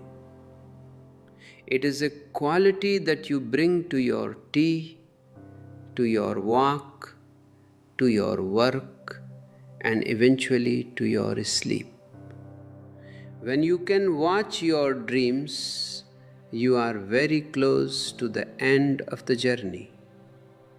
You have realized that the world you see with your eyes open and the world you see with your eyes closed are both made of the same dream stuff. The only thing that is real is the watcher who sees both. This watcher is the Arhat. He is one who has reached the source. He has comprehended the immaterial. He has seen that the material world is just a dance of energy, a shifting pattern of shadows. He enjoys the dance, but he knows it is a dance. He doesn't try to possess the shadows. He doesn't try to stop the music. He simply flows with the whole. This flowing is the ultimate discipline, the discipline of transcendence. It is not a discipline imposed from the outside. It is a discipline that arises from your own inner clarity. Be fearless. The world is a wonder-filled universe, but you are living in a tiny dark cell of your own making. The door is not locked. It has never been locked. You just have to stand up and walk out. But you are so afraid of the light. You have lived in the dark for so long that the sun hurts your eyes. You prefer the pleasing odor of your burning incense stick, even though the fire is consuming your life. I am here to tell you, drop the stick, forget the odor, become the fire itself. The fire of consciousness that consumes everything but is never consumed. This is the goal. This is the victory Buddha speaks of. It is not a victory over others. It is a victory over your own unconsciousness. And once you have won this victory, you can never be a loser again. Even if you lose your wealth, even if you lose your health, even if you lose your life, you remain a winner. Because you have found that which is beyond loss. You have touched the point of no return. You have entered the stream, and the stream is taking you home. This becoming of the fire is not a metaphor. It is an existential reality. When I say you must reach the point of no return, I am talking about a chemical change in your consciousness. Have you ever watched water being heated? You turn on the fire, the temperature begins to rise 10 degrees, 20, 50, 80, up to 99 degrees, it is still water. It is hot water, yes. It may be very hot. It may even be scalding, but it still has the quality of water. It still follows the laws of gravity. It still flows downward. But then comes the 100th degree. At that precise point, a miracle happens. The water disappears and steam is born. Steam does not follow the laws of gravity. Steam moves upward. It has transcended the earth. This is what the Buddha means by transcendence. And this 100th degree is the point of no return. You cannot turn steam back into the same drops of water once it has leaped into the sky. Most of you are trying to be better waters. You want to be 98-degree waters or 99-degree waters. You practice virtue, you practice character, you try to be kind, you try to be moral, but you are still water.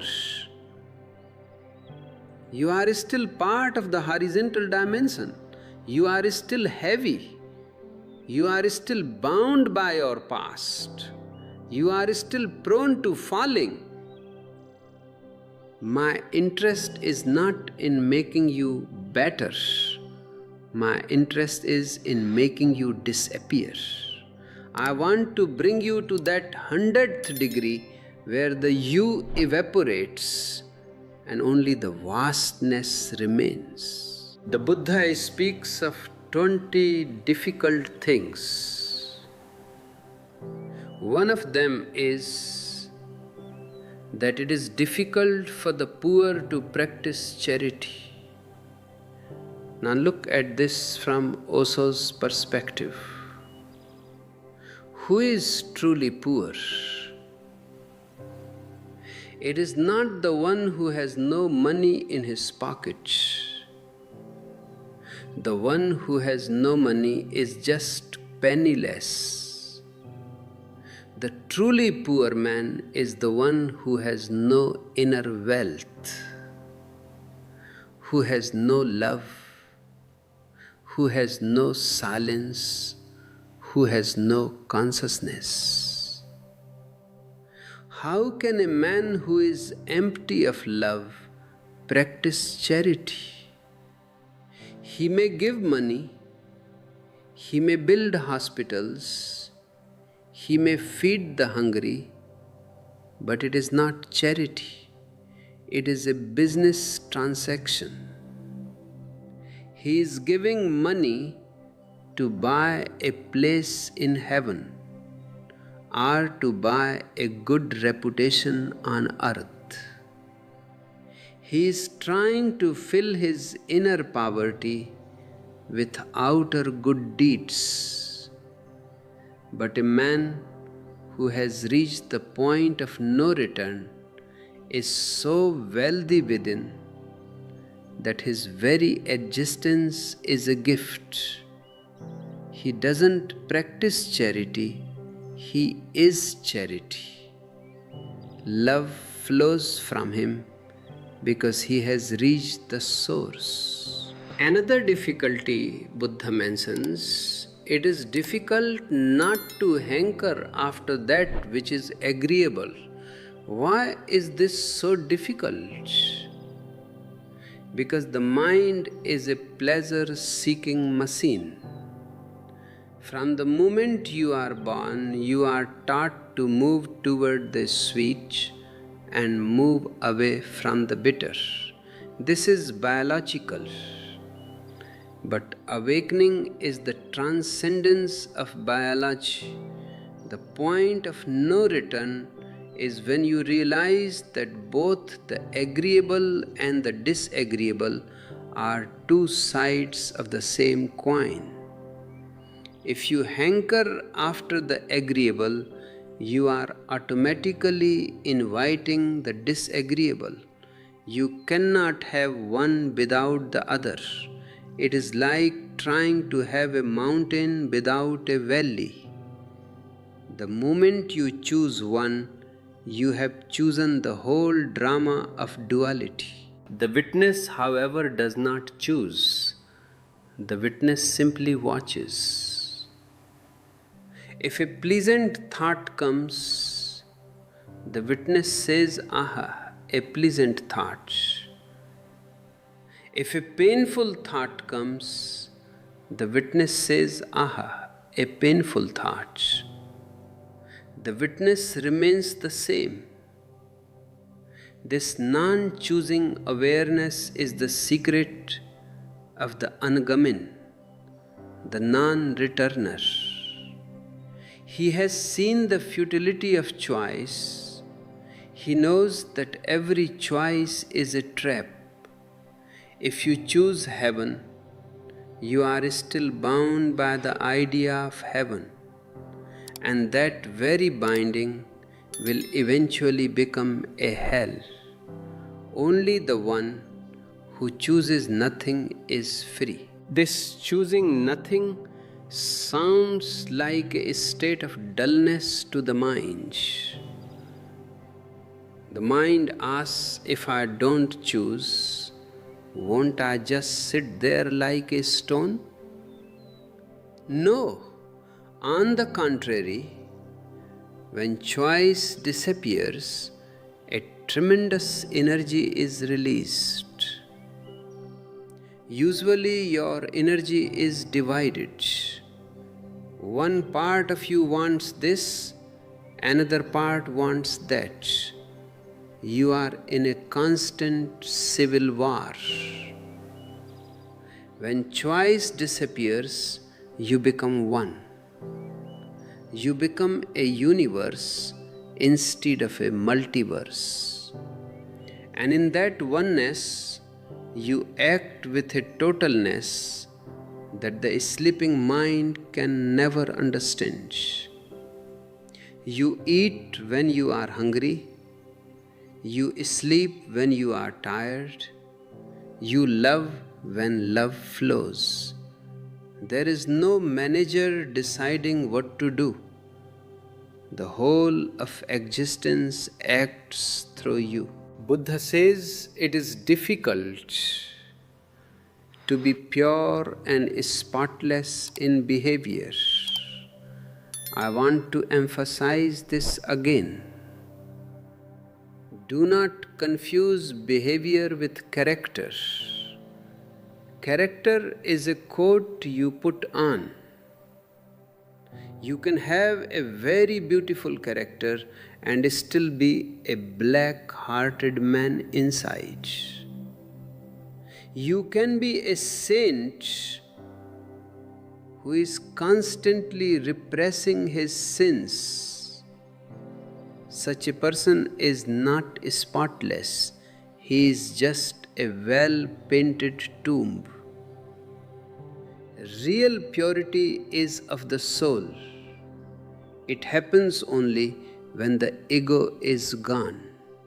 When there is no self to be selfish, how can you be impure? When there is no I to be greedy, how can you be a thief? Purity is the natural state of no mind. To reach this no mind, you must be willing to leave your home. As I told you, this home is not your house. It is your psychological comfort zone. It is your belief system. It is your knowledge. People are so afraid of not knowing. If you ask someone a deep question, they immediately search their memory for an answer they have read in a book. They are afraid to say, I don't know. But I tell you, I don't know is one of the most religious statements possible. It is the beginning of wonder. It is the opening of the heart. The point of no return is when you finally realize that all your knowledge is just a way of avoiding the mystery of life. You drop the knowledge, you drop the answers, and you stand in the middle of the mystery, naked and silent. In the discipline of transcendence, Buddha talks about the Sarotapanna, reaching the fruit of saintship.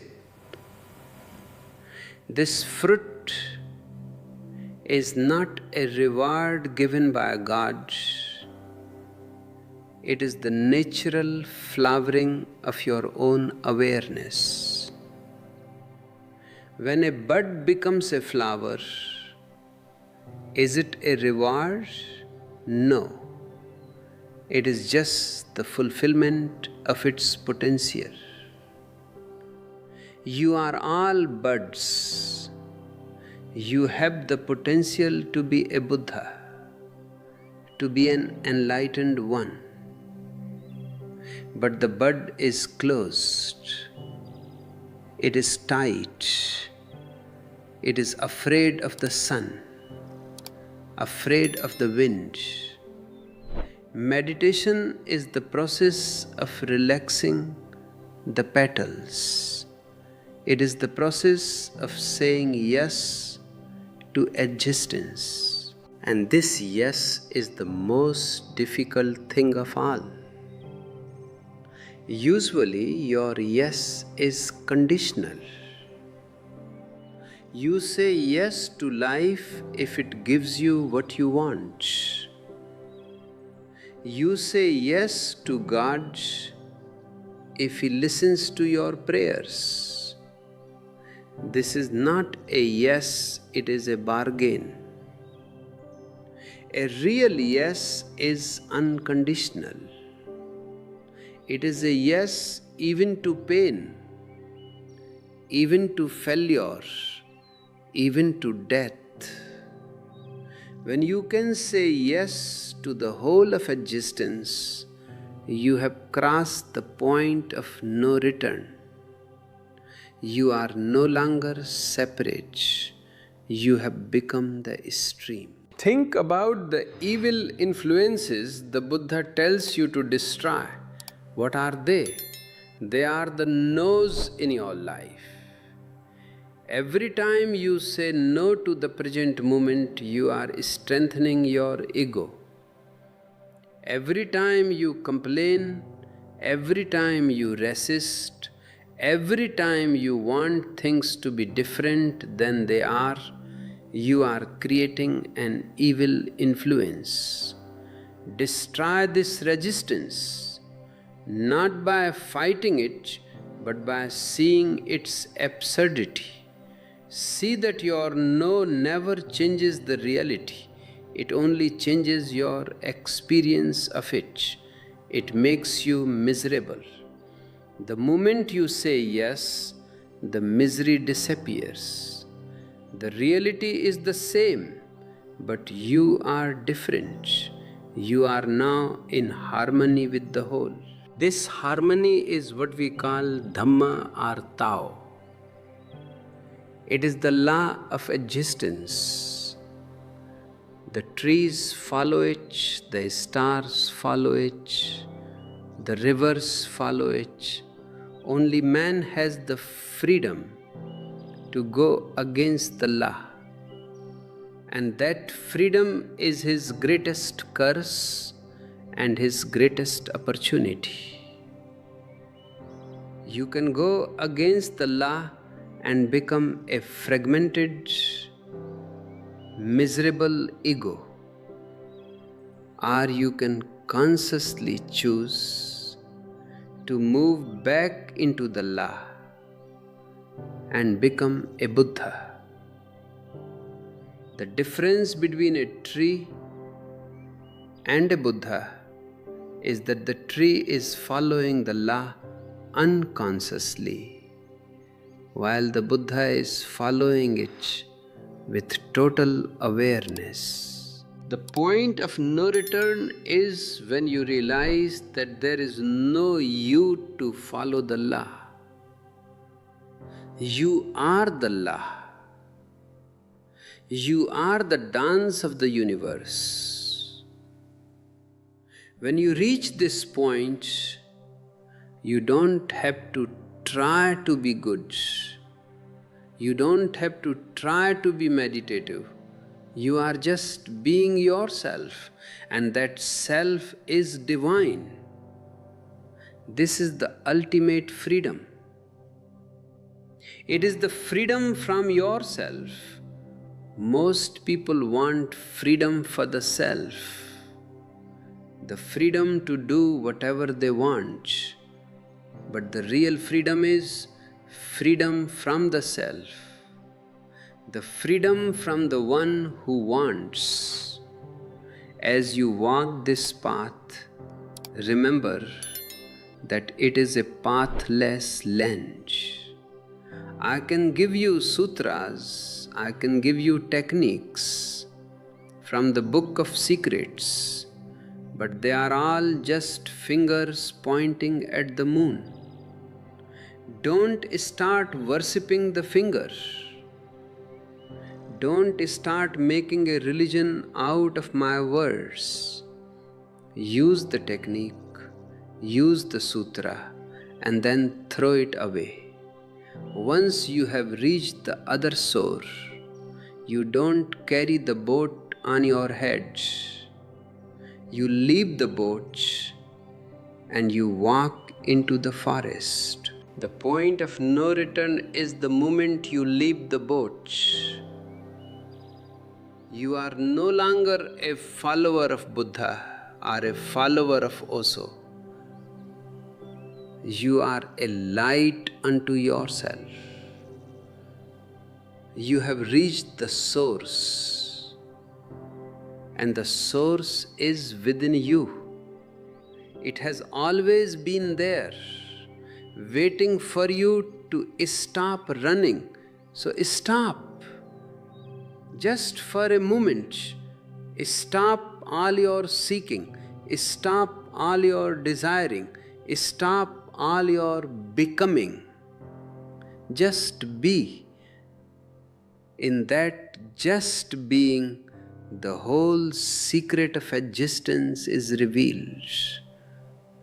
The wonder-filled universe that Devi asks Shiva about is not outside you. It is your own inner space. You are the universe. You are the seed. You are the center of the universal wheel. And knowing this, not as an idea, but as a living experience, is what it means to be truly awake. And what is this mystery of just being? It is the state where you are no longer trying to solve the puzzle of life, but rather you have become the puzzle itself. To the mind, a puzzle is something to be solved, a problem to be conquered. To the soul, life is not a problem to be solved. It is a mystery to be lived. The moment you drop the how and the why, the moment you stop asking for explanations and start asking for experiences, you have reached the point of no return. You have realized that the map is not the territory. You have been studying the map for lifetimes, reading the scriptures, following the gurus, memorizing the sutras, but you have never taken a single step into the wild, unmapped territory of your own consciousness. The Buddha says that those who follow the way are like warriors who fight single-handed against a multitude of foes. I want to tell you about the most dangerous foe of all, the spiritual ego. This is a very subtle enemy. When you are a worldly person, your ego is obvious. You are proud of your car, your house, your position. But when you start meditating, the ego doesn't disappear. It just changes its clothes. It puts on a saffron robe it starts talking about bliss and enlightenment. And it says, "Look at me, I am more spiritual than you. I am more meditative than you." This holy ego is far more difficult to destroy than the worldly one because it hides behind the shield of virtue. The point of no return is when you see through this game too. You realize that spirituality is not something you possess. You don't have awareness, you are awareness. You don't attain silence, you fall into it when the ego talker is finally exhausted. Think about your daily habits. You wake up at the same time, you drink your coffee in the same way, you react to your spouse with the same old complaints. You are a bundle of reflexes. This is what Gurdjieff meant when he said that man is a machine. And the most shocking thing you will ever realize, the realization that marks the point of no return, is the moment you see your own mechanicalness. You see that you are not choosing your thoughts, they are happening to you. You are not choosing your moods, they are triggered by the weather, by the news, by a comment from a stranger. When you see this, a great humbleness is born. You realize you have been living in a delusion of willpower, while in reality you have been a leaf blown by the wind. In this humbleness, the I dies and the witness is born. The witness is not mechanical. The witness is the only part of you that is not part of the machine. It is the observer on the hill watching the traffic of your mind below. And the secret of the discipline of transcendence is to stay on that hill. Don't jump down into the traffic.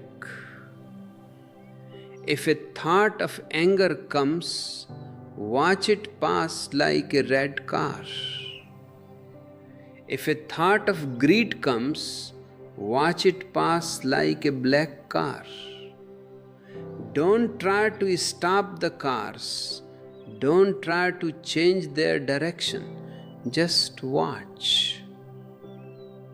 This sounds simple, but it is the most difficult thing in the world, because you have a lifelong habit of jumping into the cars. You see a car you like and you jump in. You see a car you hate and you jump in to fight the driver.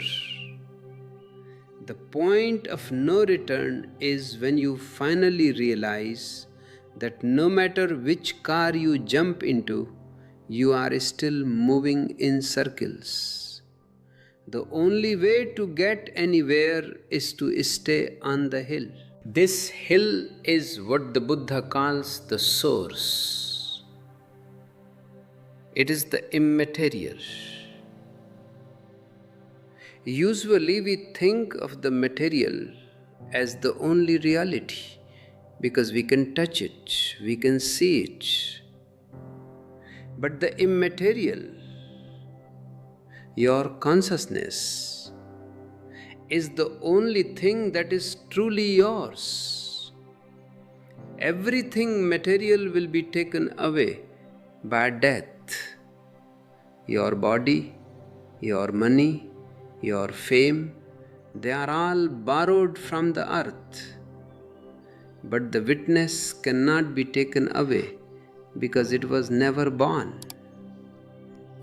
It is the eternal isness within you. To reach the fruit of saintship is simply to recognize this isness and to live from that center. How does a man who has reached the point of no return live in the world? He lives like a lotus in the water.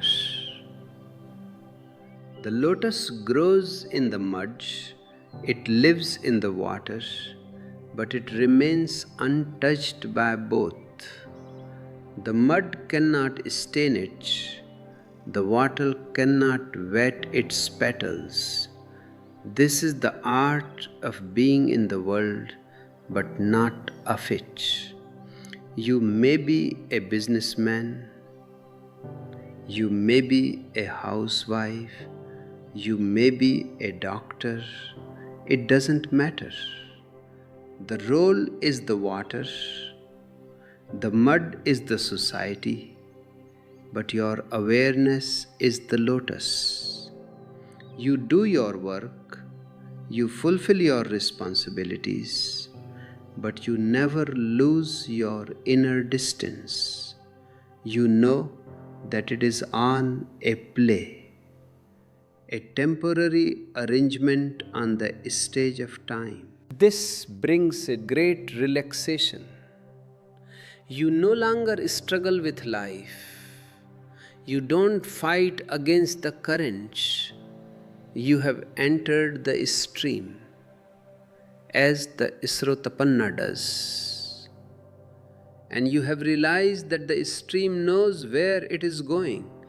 The river doesn't need a map to find the ocean. It just flows. And when it encounters a rock, it doesn't fight the rock.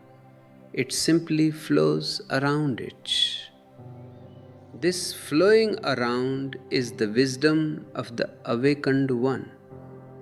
If you encounter a difficult person, you don't get into a passion. As the Buddha warned, you don't try to change them. You just flow around them. You maintain your peace, not because you are tolerant, but because you are intelligent enough not to waste your energy on something that is not your business. Remember the incense stick. Your life is being consumed. Every breath you take is one breath less. This is not a reason for sadness, it is a reason for celebration. Because only that which is mortal can be beautiful. A plastic flower never dies, but it has no soul, no fragrance. A real rose is beautiful precisely because it will be gone by evening. Its fragility is its glory. When you reach the point of no return, you stop clinging to life. You realize that clinging is a form of death. Only when you are ready to let go of life can you truly live it. This is the paradox of the Arhat. He is one who has disregarded life and is therefore the only one who is truly alive. In the Book of Secrets, Devi asked Shiva, who centers the universal wheel? This is not an astronomical question. The universal wheel is the wheel of your own life, the wheel of your own desires and actions. And the center of the wheel is the only thing that does not move. The spokes move, the rim moves, The world moves, but the axle remains still. If the axle moves, the wheel will collapse. You have been living on the rim of the wheel. You are constantly moving, constantly changing, constantly in a state of flux. And because you are on the rim, you are always dizzy. You are always suffering from motion sickness. The point of no return is when you move from the rim to the center. You find the unmoving axle within yourself.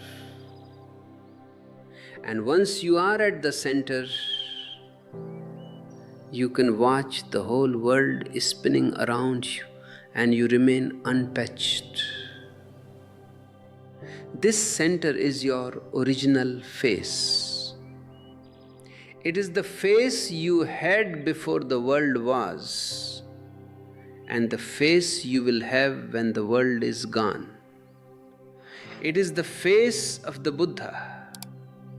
And I tell you, you don't have to attain this face.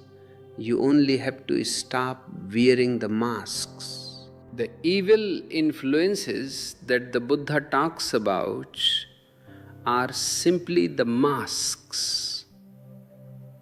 Your personality is a mask. Your name is a mask. Your religion is a mask. All these masks are given to you by the mummy, the society. They are useful for the marketplace, but they are a disaster for the soul. The master's job is to pull these masks off, even if it hurts. And it will hurt, because you have become identified with the masks. You think the mask is your real face. When the master pulls it off, you feel as if your skin is being peeled away. But beneath the mask, there is a beauty that you have never dreamed of. There is a light that is brighter than 1,000 suns. Don't be faint-hearted. Don't be like those who go halfway and beat a retreat. The path is difficult, yes. It is difficult for the rich and strong to observe the way, because they have so many masks to lose. It is difficult for the poor to practice charity, because they are so focused on their empty stomachs. But if you have the thirst, if you have the Rajneesis, the divine madness, then nothing can stop you. You will walk through the fire, and the fire will not burn you. It will only refine you. It will burn away the dross, the ego, the false, and it will leave the pure gold of your awareness. This gold is what the Buddha calls the fruit of saintship. It is the state of the Anagamin, the non-returner. He is one who has reached a point where the gravity of the ego no longer works. He is like a spacecraft that has left the Earth's atmosphere. He is in the zero gravity of consciousness. He can still see the earth, he can still interact with it, but he is no longer pulled down by it, he is free. And this freedom is your birthright. You have just forgotten it. You have been living in a cage for so long that you have forgotten you have wings. And when the door of the cage is opened, you are afraid to fly. You cling to the bars. You say, but the cage is safe. The cage is familiar. I am here to tell you, the sky is your home. The cage is a nightmare. Step out. Reach the point of no return where the cage no longer exists for you.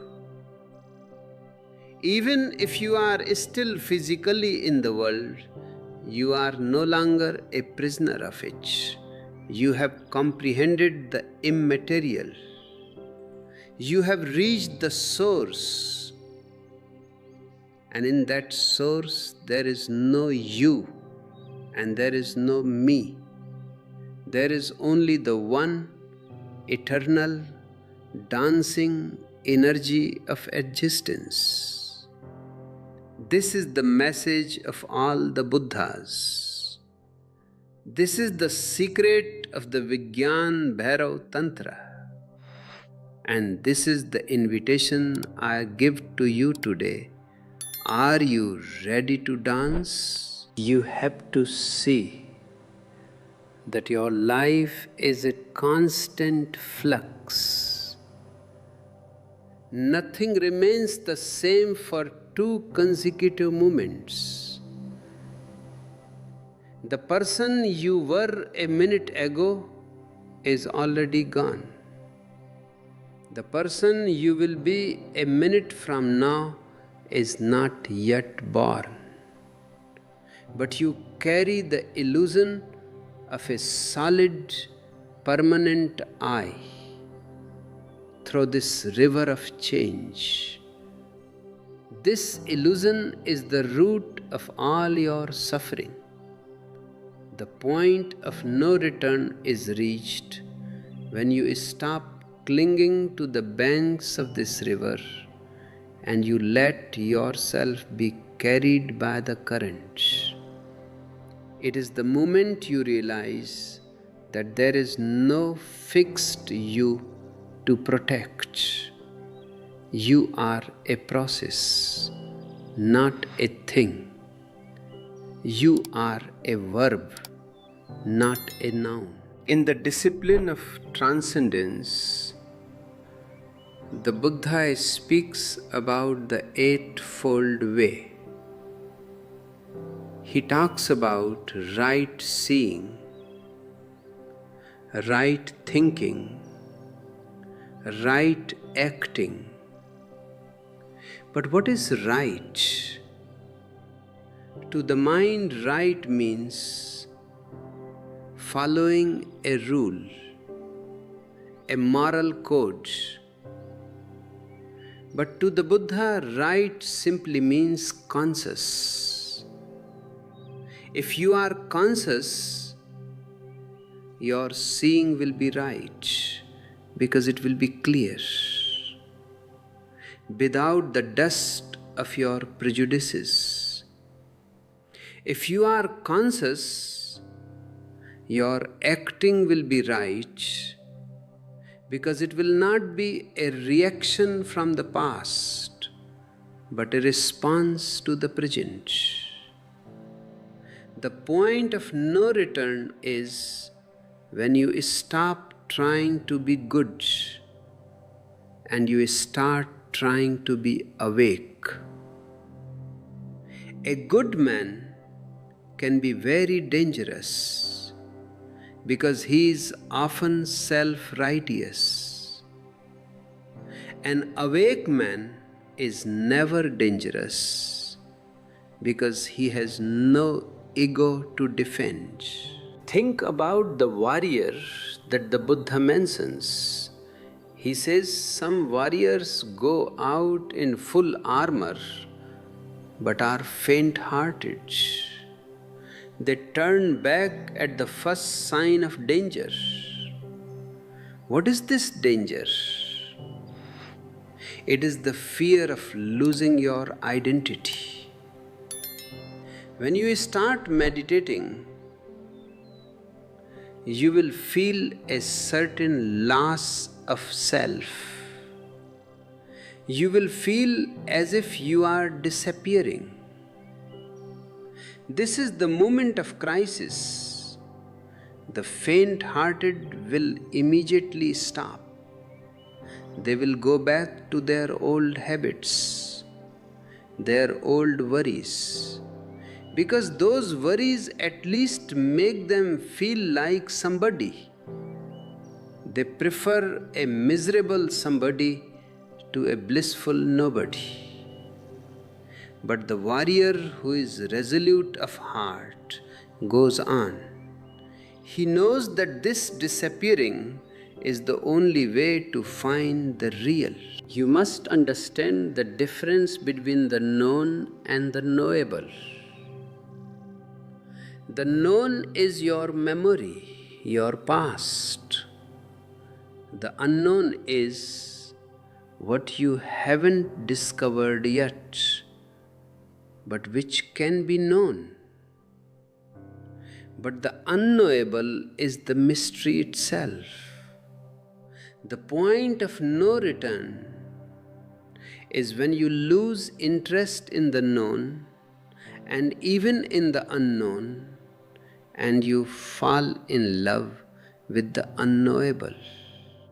You realize that God, our truth, our nirvana, is not a destination to be reached, but a mystery to be lived.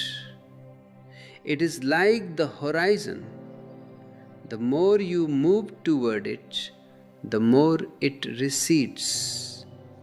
Not because you are not reaching it, but because it is infinite. I was telling you about the mummy and the mother. The mummy, your society, wants to give you a character. Character is a cage. It makes you predictable. If you have a good character, people know exactly what you will do in every situation. You are a reliable machine. But a Buddha has no character. He is unpredictable. He is like the wind. You don't know where it comes from or where it goes. This unpredictability is the beauty of life. The point of no return is when you drop your character and you become a consciousness. You don't act out of your goodness. You act out of your presence. In the Book of Secrets, there is a technique that involves focusing on the gap between two breaths. When the breath comes in, there is a tiny moment where it stops before it goes out. And when it goes out, there is a tiny moment where it stops before it comes in. In that gap, you are neither breathing in nor breathing out. In that gap, you are just is. If you can catch that gap, you have caught the point of no return. In that gap, there is no time, no space, no ego. There is only the eternal. Most people are so busy breathing that they never notice the gap. They are so busy living that they never notice life. The Buddha says it is difficult to be pure and spotless in behavior. I want to tell you, do not try to be pure. The more you try to be pure, the more you will find yourself obsessed with impurity. It is like trying to not think of a monkey. The monkey will be the only thing on your mind. Instead of trying to be pure, be aware. Awareness is the only fire that can burn away impurity without leaving any ash. If you are aware of your anger, the anger cannot survive. It needs the fuel of your unconsciousness. When you bring the light of awareness to it, the anger simply evaporates, and what is left is a purity that you didn't do, a purity that is your very nature. This purity is what we call the Arhat stage. The Arhat is one who has finished his work. He has reached the source. He has comprehended the immaterial. He is in the world, but he is not of it.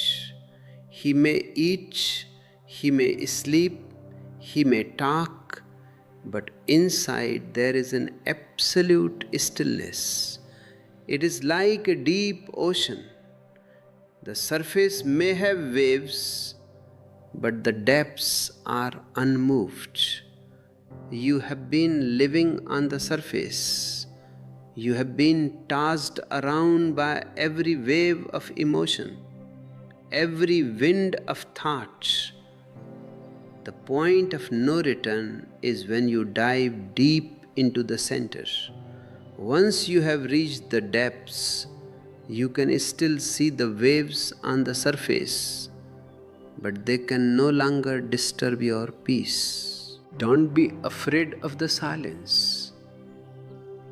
People are terrified of silence because in silence they have to face themselves. They have to see the emptiness that they have been trying to fill with noise.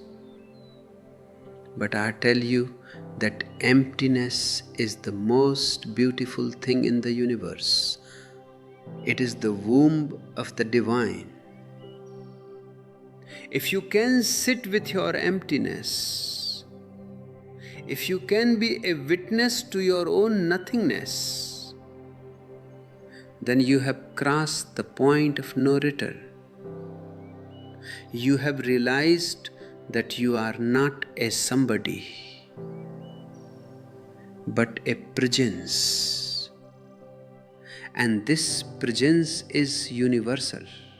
It is the same presence that is in the trees, in the stars, in the Buddhas. The evil influence that the Buddha talks about is your own tendency to fall back into sleep.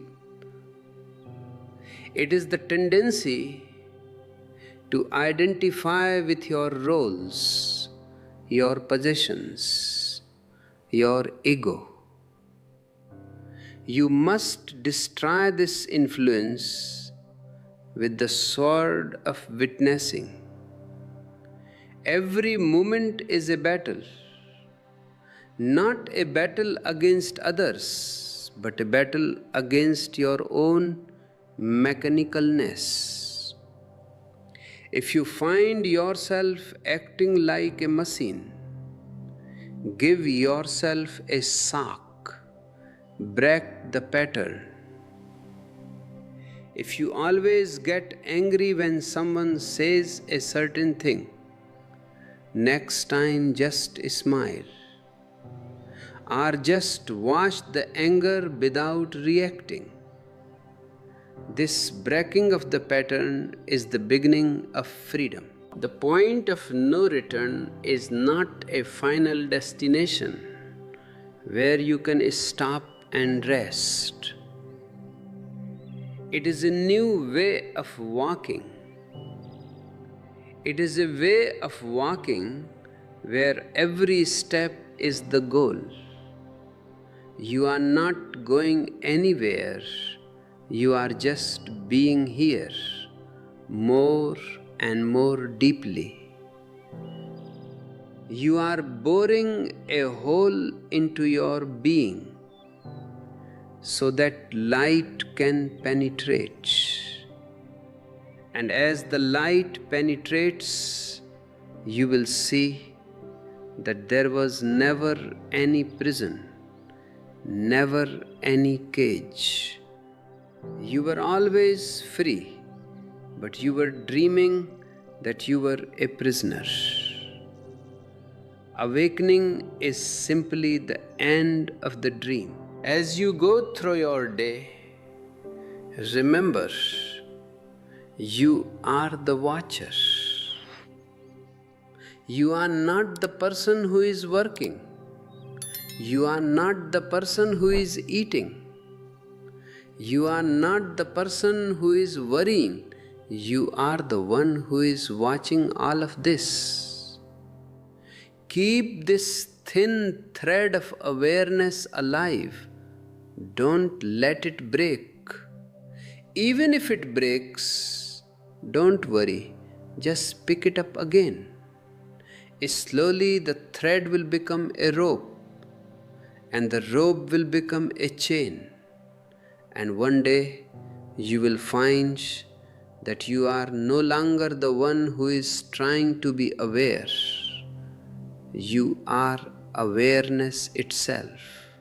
That is the 100th degree. That is the point of no return. The point of no return is not a destination you reach and then park your car. It is a state of constant departure. You are always leaving the old, and you are always arriving in the new. But because your mind is addicted to permanence, you try to turn even your spiritual experiences into a fixed identity. You want to say, I am an awakened person. The moment you say that, the I is back, and the awakening has become a memory, a dead thing. The real awakening has no I in it. It is an impersonal presence. It is like the light of the sun. It shines on the sinner and the saint alike. It doesn't judge, it doesn't choose, it simply reveals. Think about what the Buddha says regarding the difficulty of not abusing one's authority. This is a very deep psychological insight. Why is it so difficult? Because authority is the ultimate food for the ego. When you have power over others, you feel as if you are a god. You think you can control the destiny of people. But the witness sees that all power in this world is just a temporary loan from existence. One day you are a king, the next day you are dust. The one who has reached the point of no return is the one who has found a power that is not over others but over himself. This is the only real power. To be a master of your own senses, to be a master of your own thoughts, is to be a real king. Such a man does not need to abuse authority because he has no need to prove anything to anyone. He is centered in his own being. This centering is what Shiva calls entering the universal wheel. Most of you are living on the spokes of the wheel. When the wheel of life turns, you are thrown up and down. One moment you are happy, the next moment you are miserable. You are at the mercy of the outer. But the axle of the wheel does not move. The point of no return is the shift from the spokes to the axle. Once you are at the axle, you can watch the whole world spinning. The wars, the politics, the successes, the failures, and you remain unmoved. You are in the world, but the world is no longer in you. How do you find this axle? In the Vigyan Bhairav Tantra, Shiva gives a technique. When you are in the middle of a great desire, just stop. If you are feeling greedy, or if you are feeling angry, or if you are feeling sexually aroused, just stop for a single moment. Don't fight the feeling, don't judge it, and don't act on it. Just be a witness to the energy of that desire. In that stopping, the energy that was moving outward toward an object is suddenly turned back toward the source. This is the double-arrowed consciousness I spoke of. One arrow is the desire moving out, the other arrow is your awareness watching the desire. In that collision of energy, a spark is born. That spark is the beginning of the point of no return. You must understand that your mind is a parasite. It lives on your energy, but it is not you. It is like a computer that has been programmed by your parents, by your school, by your society. And this computer is constantly running, constantly chattering. The point of no return is the moment you realize that you are the one who is listening to the chatter, not the one who is doing the chattering. This realization brings a tremendous distance. You can watch your mind being angry. You can watch your mind being afraid, and you are not affected. You see the mind as a separate mechanism. This is what the Buddha means by comprehending the immaterial. You have found something in you that is not made of matter, not made of thoughts, not made of memories. You have found the zero space. This zero space is what the Buddha calls anatta, no self. It is terrifying for the ego, because the ego wants to be something. It wants to be a soul, or a self, or an Atma. But the Buddha says there is no such thing. There is only an infinite emptiness that is full of light. When you reach this emptiness, you have reached the point of no return. You cannot go back to being a somebody again, because you have seen the truth that somebody is just a fiction, a story told by the mind.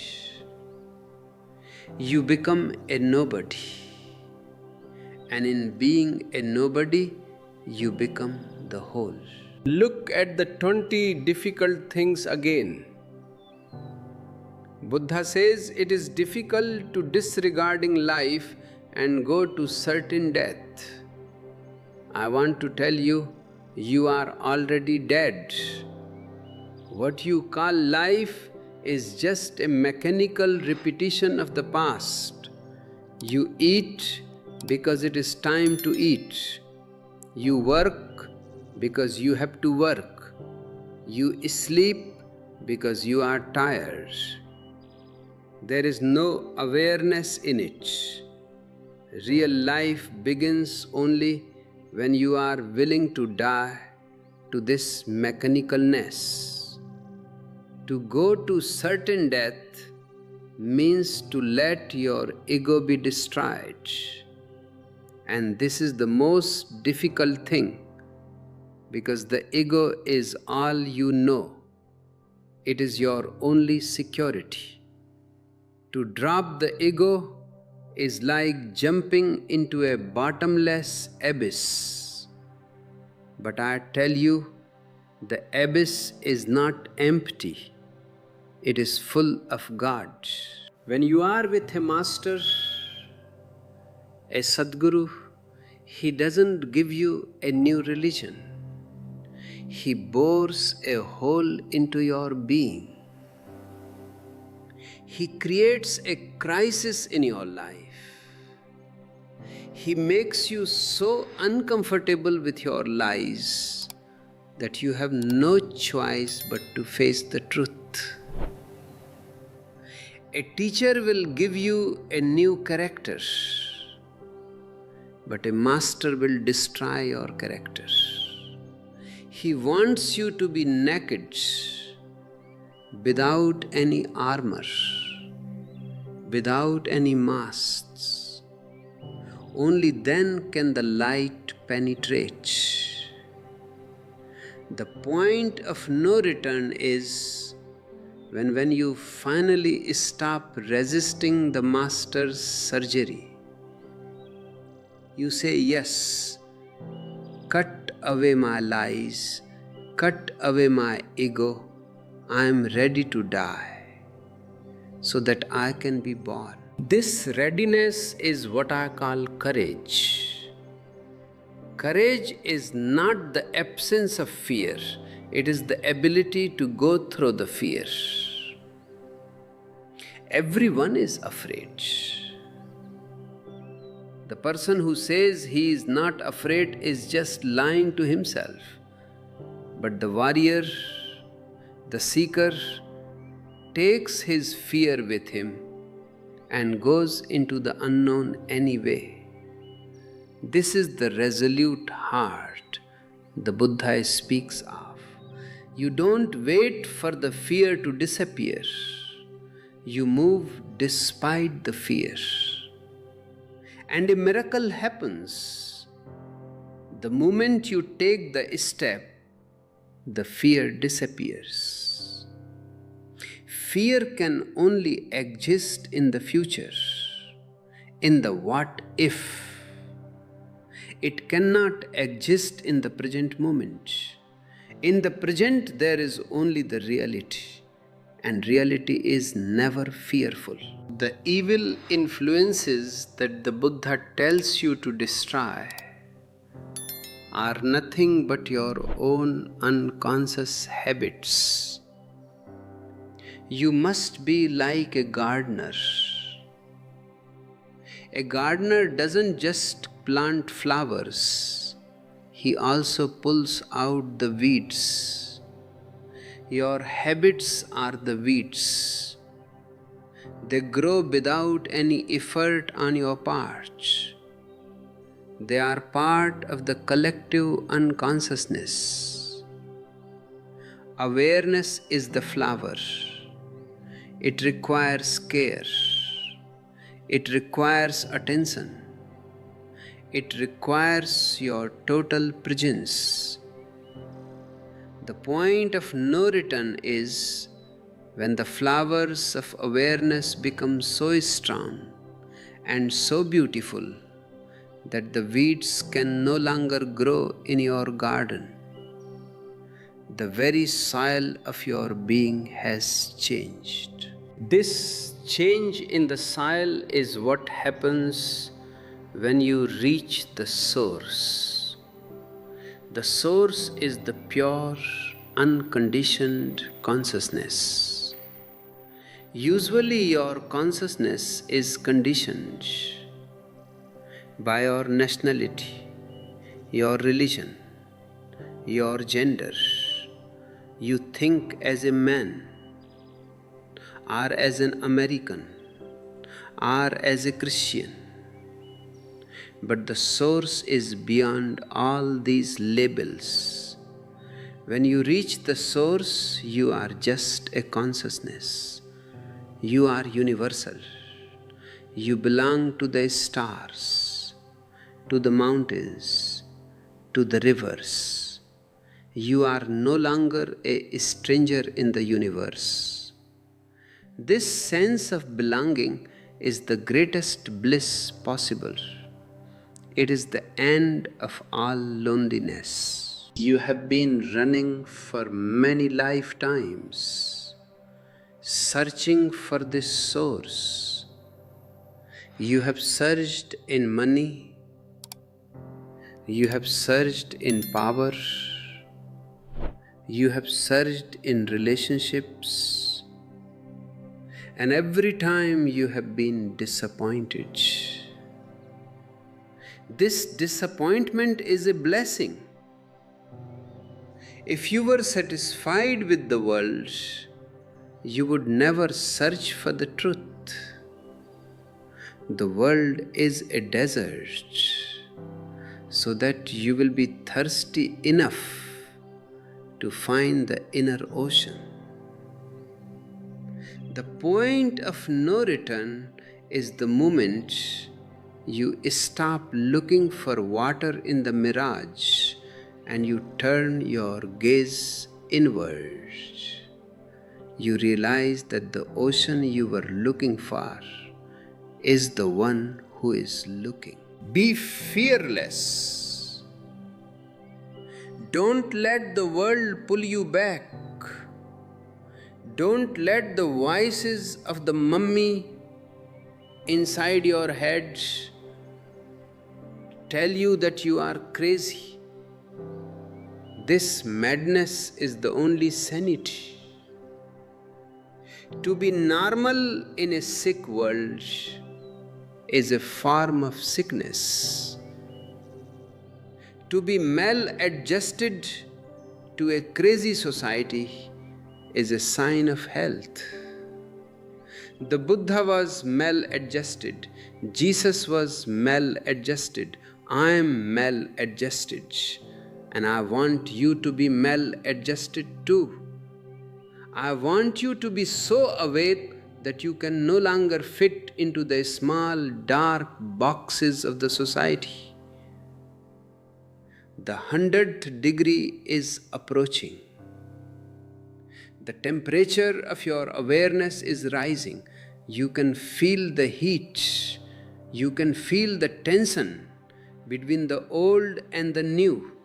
This is the affray the Buddha speaks of. The battle between your sleep and your awakening. Some turn back, some go halfway, but you must be the ones who come home victorious. And victory means nothing but the total disappearance of the I. When there is no I, there is no defeat and there is no victory. There is only the eternal dance of existence. The silence that follows the disappearance of the I is not a dead silence. It is not the silence of a graveyard. It is a silence that is humming with life, a silence that is pregnant with 1,000 songs. When you are no longer there, the universe begins to speak through you. This is the state of the Arhat, the one who has reached the source. And when you reach the source, you realize that all your searching was like a man looking for his glasses while they were sitting on his nose. You were looking for yourself in the eyes of others, in the mirrors of fame, in the reflections of wealth, but the one who was looking was always the one you were looking for. This is the ultimate joke. And the point of no return is the moment you finally get the joke and you burst into a laughter that never ends. Buddha says it is difficult to be born in the age of a Buddha. I want to tell you, it is difficult because you are so busy with your own small ages. The age of your career, the age of your family, the age of your ambitions. You have no time for the eternal.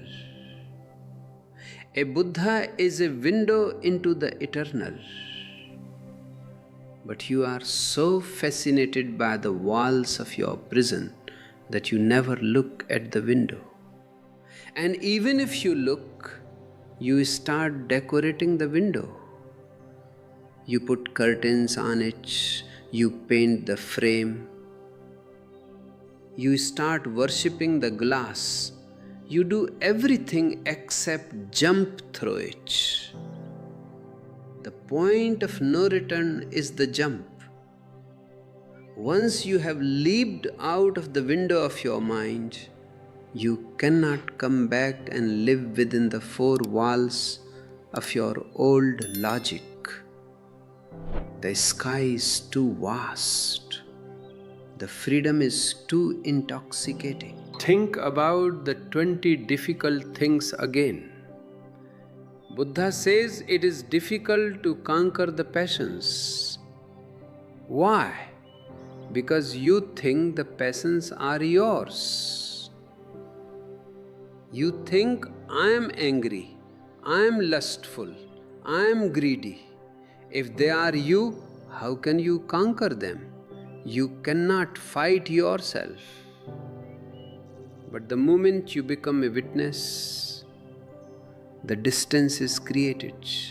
You see the anger as a cloud. You see the lust as a biological tide. You see that these things belong to the body and the mind, but not to the watcher. This not belonging is the conquest. You don't suppress the passion, you simply outgrow it. It is like a child who used to be passionate about his toys. One day he grows up and he doesn't have to fight his desire for toys. The toys simply become irrelevant. They are still there in the attic, but they have no power over him. This irrelevance is the sign of the point of no return. The mind will try to make you feel guilty. Guilt is one of the favorite tools of the mummy, the social ego. It says you should be helping people. You should be doing something useful. You should be a better person. But I tell you, the only useful thing you can do for this world is to wake up. A sleeping person trying to help another sleeping person only creates more nightmares. Look at your history. It is a history of do-gooders who have created more wars, more massacres, and more misery than all the sinners combined. Why? Because they were acting out of their unconsciousness. They were trying to save the world while they themselves were drowning. The point of no return is when you realize that your only responsibility is to your own awareness. Be selfish. Be so selfish that you become a light unto yourself. And then and only then can your light show the way to others. Not because you tried to help, but because light cannot help but shine. In the Vigyan Bhairav Tantra, Shiva speaks of the wonder-filled universe. Usually you only see a worry-filled universe. Why? Because you are seeing it through the filter of your ego. The ego is always worried because the ego is always precarious. It is like a tightrope walker who is afraid of falling. But when the ego disappears, the tightrope disappears, and you find that you are the air. The air cannot fall. Then the same universe that looked like a prison starts looking like a playground. Every flower, every leaf, every star becomes a miracle. You don't have to go to a temple to find God. God is everywhere. He is in the garbage and He is in the rose. He is in the saint and He is in the sinner. This all-pervading reality is what you comprehend when you reach the source. The Angamin, the non-returner, is one who has dissolved his hooks so completely that he is no longer hookable by the world. Imagine a fisherman throwing a hook into a lake. If there is a fish, it can be caught. But if there is no fish, only water, what will the hook catch? It will just pass through the water. The non-returner has become like water. He is in the world. The hooks are being thrown all around him. Temptations, insults, praises, threats, but there is no fish left in him to be caught. He is empty. And because he is empty, he is free. This emptiness is not a lack, it is a presence. It is the zero space that Buddha calls anatta. You must be resolute of heart. You must have the courage to be nobody.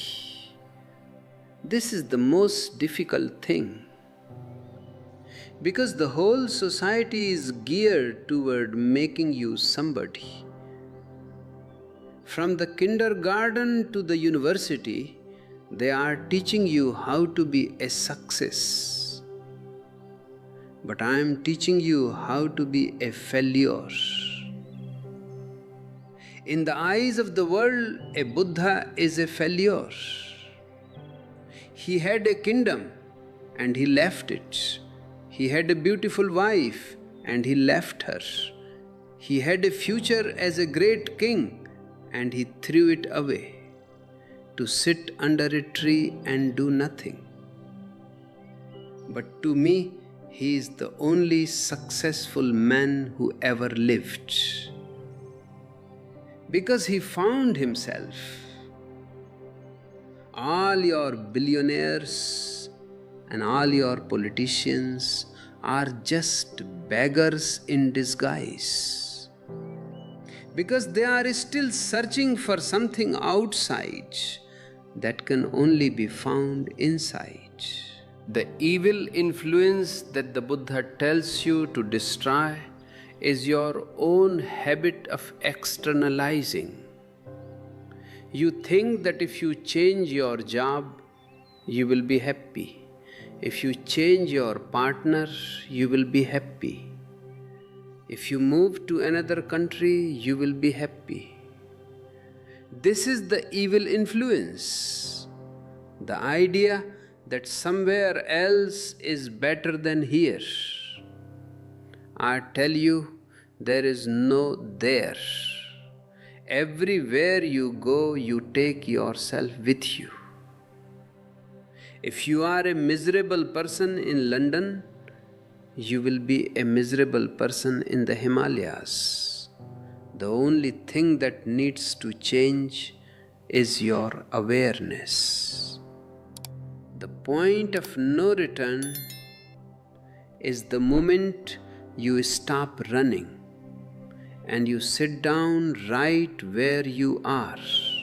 You say, "This is it. There is nowhere else to go. There is nothing else to become." In that stopping, the explosion happens. Shiva's 112 techniques are all ways to create this stopping. One technique is to focus on the end of a thought. Usually we are interested in the content of the thought. But Shiva says, look at the gap between two thoughts. One thought goes, and before the next thought arises, there is a tiny interval of silence. In that interval, you are a Buddha. In that interval, you are at the point of no return.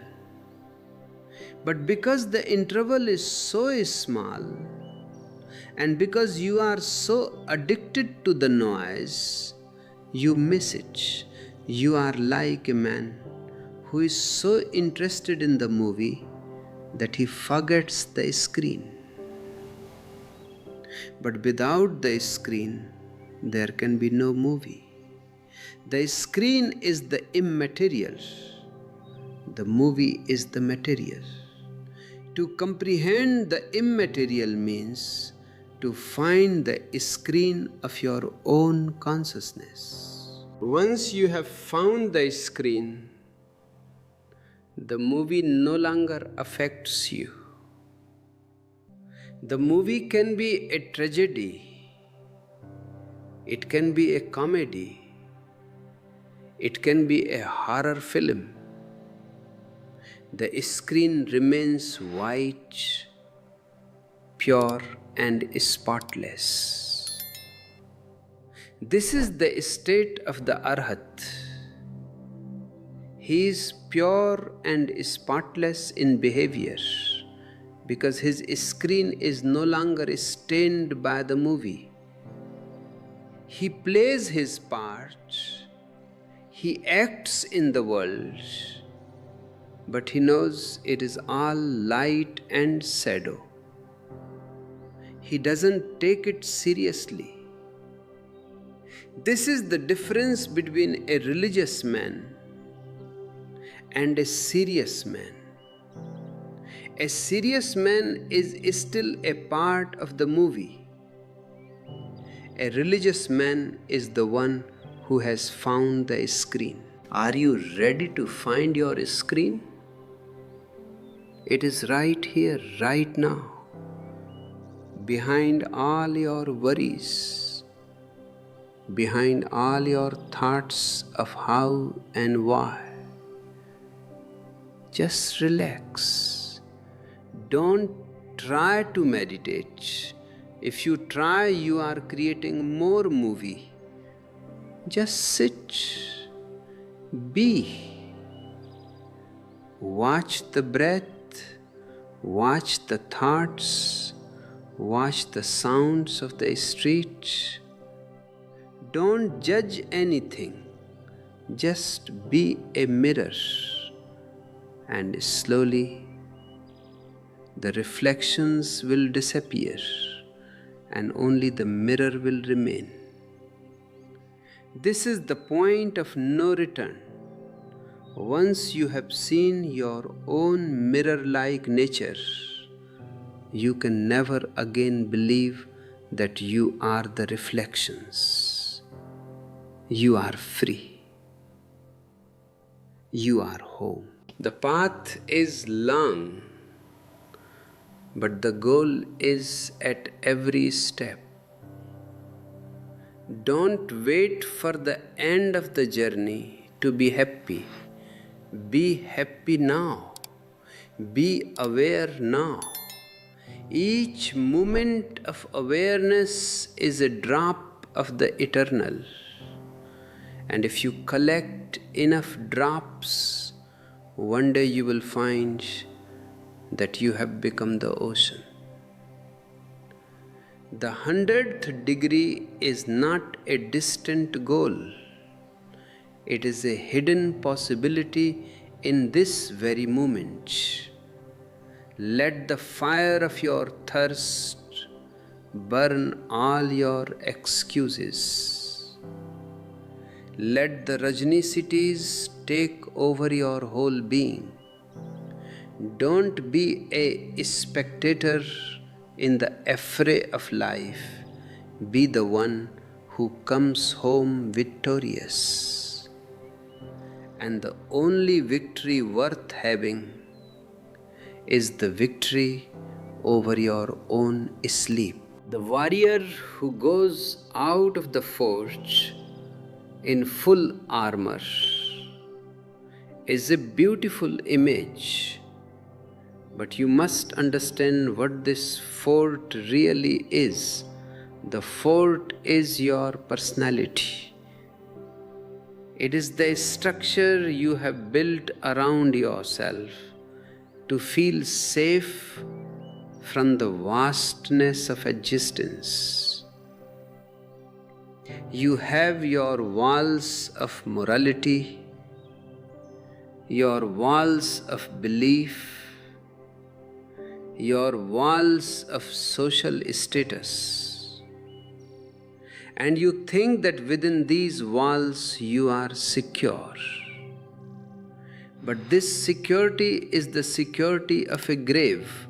Nothing ever happens in a grave. To go out of the fort means to leave your known territory, to leave your comfort zone, and to step into the wild, unpredictable affray of the unknown. And the Buddha says that many are faint-hearted.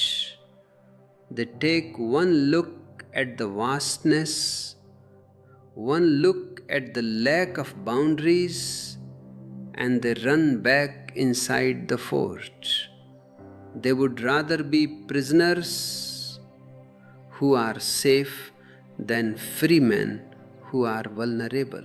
The point of no return is that moment when the gate of the fort closes behind you and you realize you have lost the key.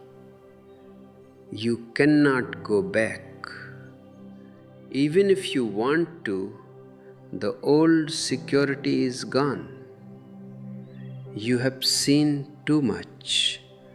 You have tasted the air of the outside. This is a terrifying moment, but it is also the moment of your true birth. Among the warriors, some are killed in the affray. Who are these? These are the ones who try to fight the unknown with the weapons of the known. If you try to meet the new with your old mind, you will be crushed. The new requires a new consciousness. It requires a total surrender. You cannot conquer the truth. You can only let the truth conquer you. This being killed is actually the death of the ego. It is a blessed death.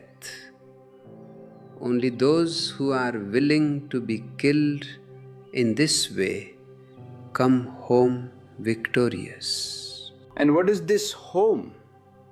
It is not the fort you left behind. It is the whole universe. The victorious warrior is the one who finds that he has no enemies because he has no self to be attacked. He has destroyed every evil influence. And the greatest evil influence is the idea that you are separate from the whole.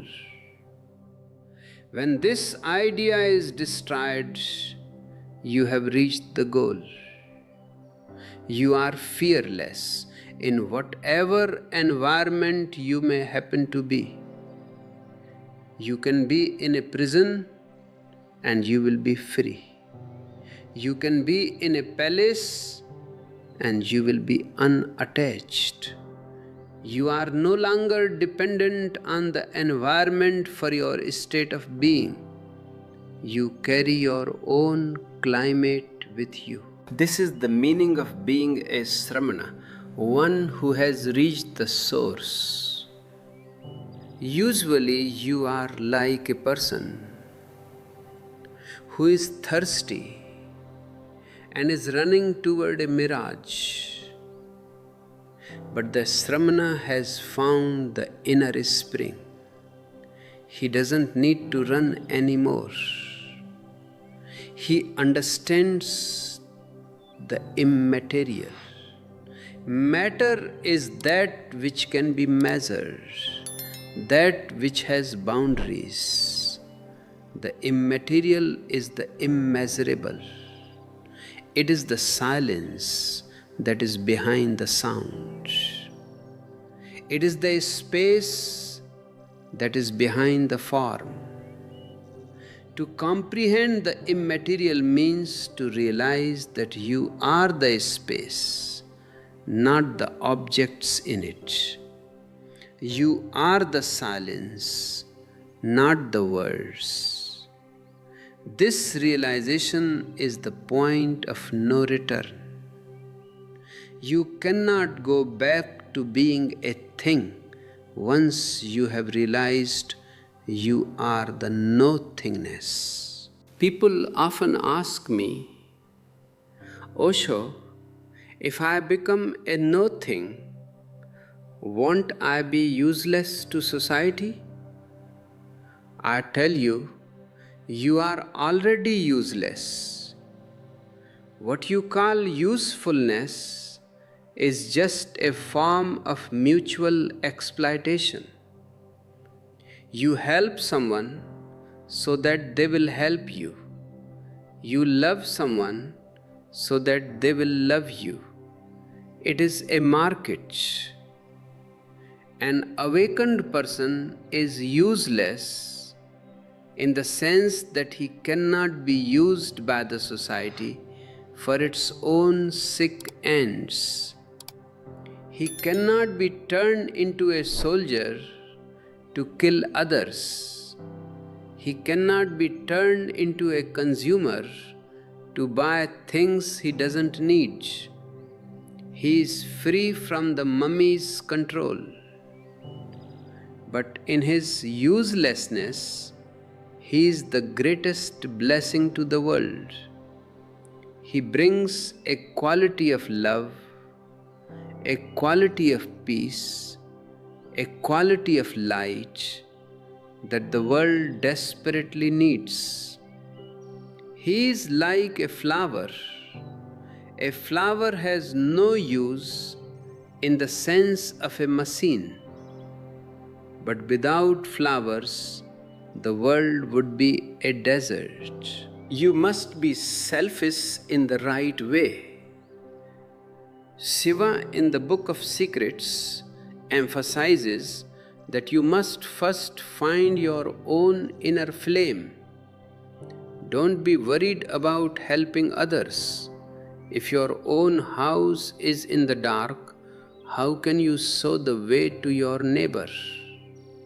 Most helpers in this world are just trying to avoid their own inner darkness. They are busy meddling in other people's lives because they are afraid to look at their own. But the seeker is selfish. He puts his whole energy into waking himself up. He is like a man who is drowning and is putting all his effort into reaching the shore. Is he being selfish? Yes. But once he is on the shore, he can help others. While he is drowning, any help he gives will only drown the other person too. The point of no return is when you finally reach the shore. You are no longer in the grip of the waves. You are no longer a victim of the selfish passions that the Buddha warns about. People cleave to their worldly possessions so blindly that they sacrifice their own lives for them. They are like a child who tries to lick honey from the edge of a sharp knife. They get a little sweetness, but they lose their tongue. Look at your life. How many times have you cut your tongue for a little taste of honey? You cut your peace for a little money. You cut your dignity for a little fame. You cut your love for a little power. And in the end, you have the honey, but you can no longer taste it because your tongue is gone. The awakened person sees the honey and the knife. He doesn't say honey is bad. He simply says the knife is sharp. This seeing is enough. You don't need to struggle to stop licking, you just stop. This is the discipline of transcendence. It is not a discipline of thou shalt not. It is a discipline of seeing what is.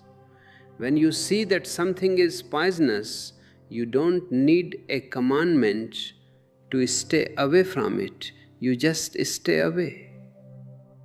When you see that your ego is the source of all your misery, you don't need to try to drop it. The seeing itself is the dropping. This seeing happens in the here and now. You cannot see in the future, and you cannot see in the past. Vision is always in the present. But your mind is never in the present. The mind is a traveler. It is either in the graveyard of the past or in the womb of the future. The point of no return is reached when the mind is pulled back into the present so totally that it stops. It is like a film that is running too fast and then suddenly freezes on a single frame. In that freezing, the movie disappears and the screen is revealed. You see the life beyond form, pervading forms. You see that the same energy that is in the sun is in your own heart. You see that you are not a separate drop, but the ocean itself. This immaterial reality is what Devi is asking Shiva about.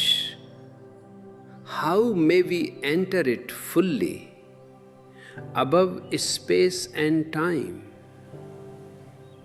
Shiva's answer is through technique,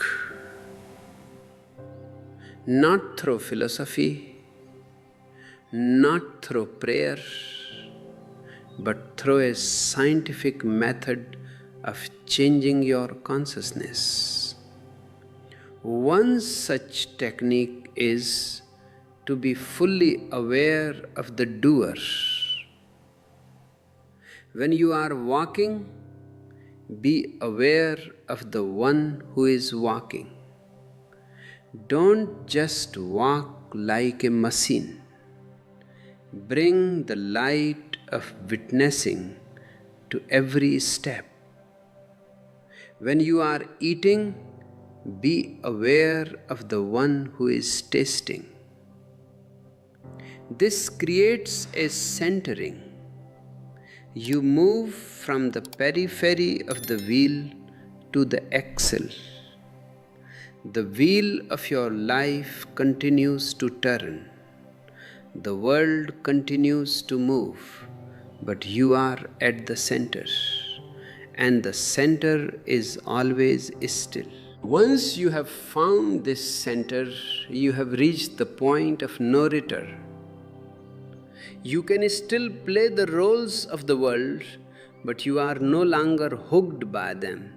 You are like an actor who is playing the role of a beggar on a stage. He cries, he begs, he acts as if he is hungry, but deep down he knows he has a delicious dinner waiting for him in his dressing room. He is not suffering, he is enjoying the acting. The awakened person enjoys the life more than the sleeping person because he is not afraid of losing anything. He knows that the I that could lose is a fiction. He is at home in the immaterial. He is an arhat who has reached the source, and from that source a great benediction flows. He becomes a mother in the spiritual sense, helping others to find their own soul, their own destiny. He doesn't give them a pattern. He gives them the courage to be themselves. The point of no return is the moment you realize that there is nowhere to go, because you have already arrived. But this arriving is not what you think. It is not an arrival at a station. It is the realization that the traveler himself was the path. You have been running away from yourself in the name of searching for yourself. This is the ultimate absurdity. You are like a man who is looking for his own head. You go to this guru and that priest. You read this book and that sutra, asking, where is my head? And the gurus give you maps, and the priests give you prayers, and the books give you descriptions of what a head looks like, but none of them can give you your head. because you already have it. The point of no return is the moment you stop looking and you start laughing. You laugh because you see that the whole search was a joke. You were already what you were looking for. This laughter is what I call the explosion. It is not a logical conclusion. It is a sudden aha. And once you have had this aha, you can never again be the same person. You can never again take your miseries seriously.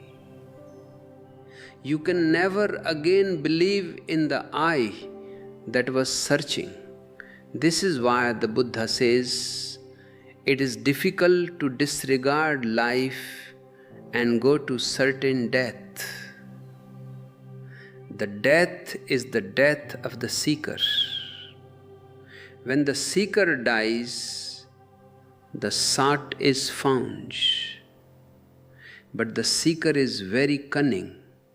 He says, okay, I will stop seeking so that I can find. This is just a new form of seeking. You are still trying to manipulate existence. You are still trying to achieve a result. The point of no return is reached only when even the desire for enlightenment has been dropped. When you are so totally relaxed that you don't even want to be a Buddha. You are just happy being a nobody. In the discipline of transcendence, Buddha speaks of the Srotapanna, the one who has entered the stream. I want you to understand the quality of this entering. It is a total let go. It is like a man who has been swimming against the current for his whole life. Exhausted, tired, and then suddenly he decides to stop fighting. He just floats. And the moment he floats, he realizes that the river is already moving toward the ocean. He doesn't have to do anything. The river does the work. This not doing is the highest form of doing. It is the Wu Wei of Lao Tzu. It is the centering of the universal wheel that Shiva speaks of. When you are at the center, you are no longer the doer. You are just a witness to the doing of the universe. Think about your selfish passions that the Buddha warns about. Why does he call them selfish? Because they are all centered around the I. My house, my wife, my money, my fame, even my meditation and my enlightenment. These are all strings that tie you to the source. The point of no return is the moment you cut all the strings. And the most difficult string to cut is the one that says, I am doing this. When you cut this string, the boat of your life is free. It may go into a storm, it may go into a calm, it doesn't matter. You are no longer in control. And that lack of control is the ultimate freedom. You have comprehended the immaterial. You have reached the source. The immaterial is the space between the worlds. I am speaking to you and you are listening to my words. But if you only listen to the words, you are missing the point. The words are material, they are sounds. But between two words, there is a silence. That silence is the immaterial. If you can hear the silence while you are listening to the words, then you are listening with the Buddha ear. You are reaching the point of no return. The words will be forgotten, but the silence will remain with you. It will become your inner climate. And in that silence, every evil influence is destroyed. Not because you fought it, but because in that silence there is no self for the evil to attach itself to. Shiva's 112 techniques are all ways to create this silence. One technique is to look at a beautiful object, a flower, a sunset, a face, and then suddenly turn your gaze inward. See the beauty that was reflected in the object and find its source in your own consciousness. Usually we are lost in the reflection. We think the beauty is in the flower, but the beauty is in your eyes. Without your eyes, the flower is just a biological entity. You are the one who gives meaning to the world. You are the one who centers the universal wheel. To reach the point of no return is to realize that you are the creator of your own reality. And if you are the creator, you can stop creating misery. You can start creating bliss. But bliss is not something you create in the sense of making something new. It is what remains when you stop creating no bliss. It is like the sun. The sun is always shining, but you have closed your windows and doors. You are sitting in the dark and you are asking, where is the sun? And I tell you, stop creating the darkness. Open the windows. The opening is the point of no return. Once the windows are open and the light has entered your room, you cannot go back to believing that the dark was real. You see that the dark was just the absence of light.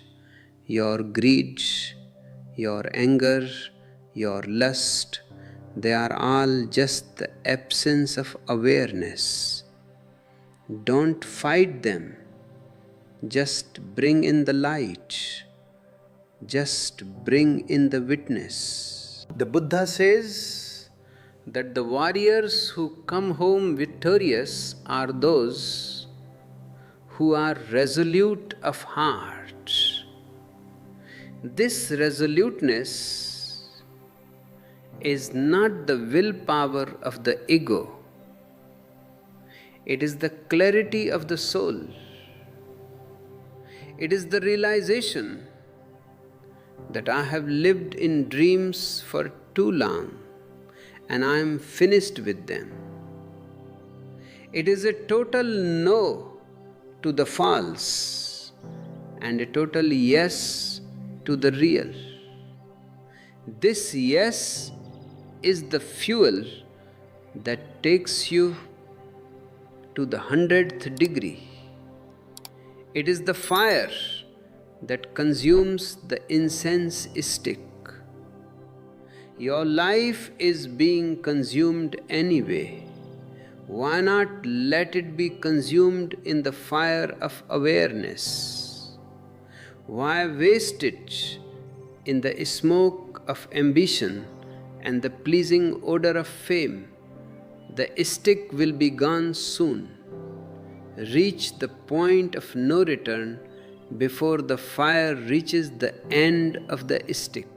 As you walk through your life, be an arhat. Be pure and spotless in your behavior.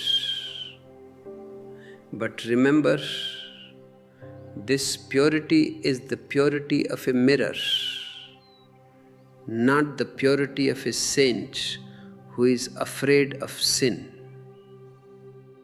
A mirror can reflect anything: a beautiful woman or a rotting corpse, and it remains pure. It doesn't get stained by what it reflects. This unstainable quality is your true nature.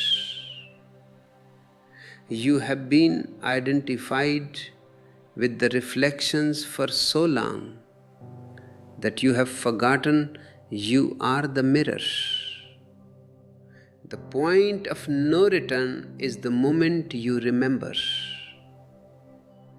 You look at your thoughts, you look at your emotions, and you say, "Aha, these are just reflections.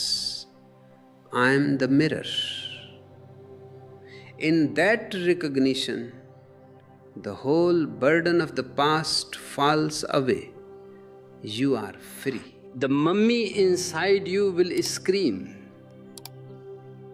It will say, "You are being irresponsible. You are being selfish." But I tell you, to be awake is the only responsibility. To be aware is the only virtue. A man who is awake cannot do any harm.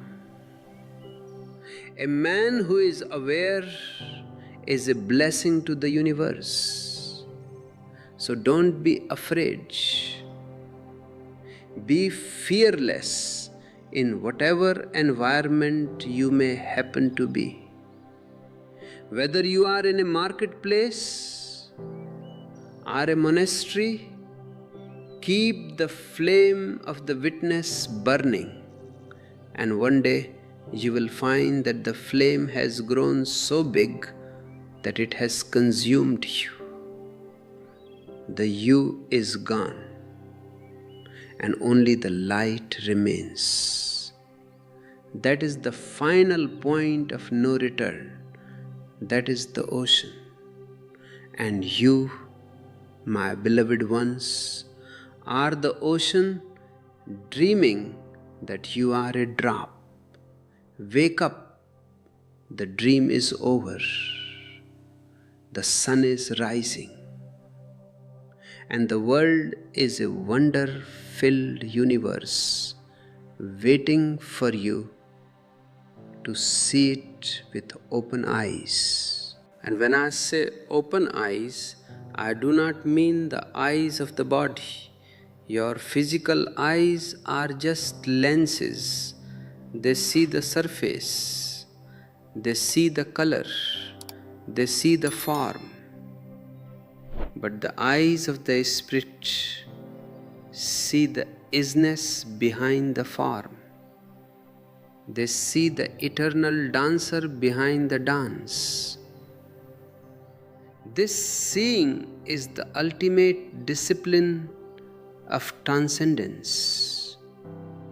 Usually, your eyes are full of dust, the dust of your desires, the dust of your memories, the dust of your expectations.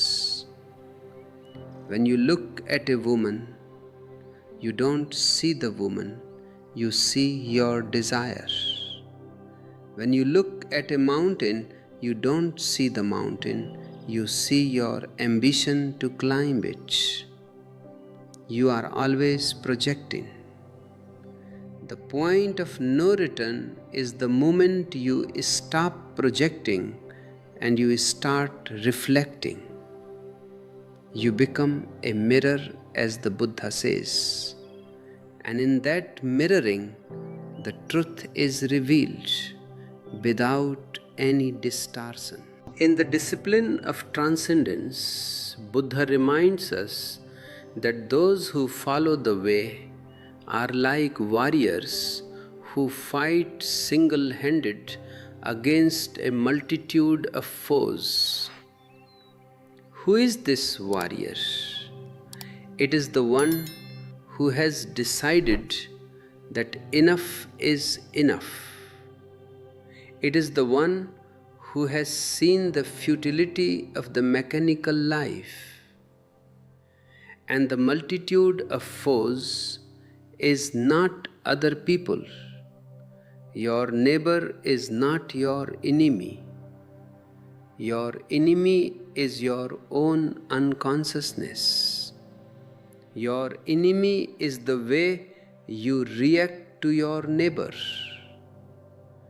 The warrior goes out of the fort of the ego, the fort of the known, in full armor. But the armor is not made of steel, it is made of awareness. If you are aware, you are protected.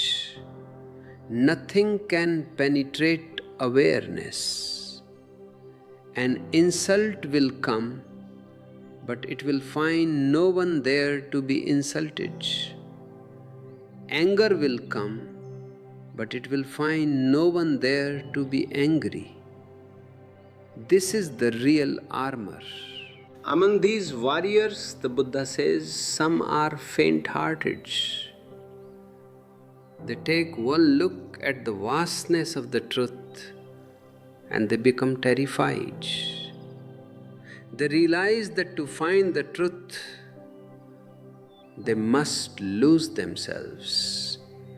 They realize that I cannot enter the kingdom of God.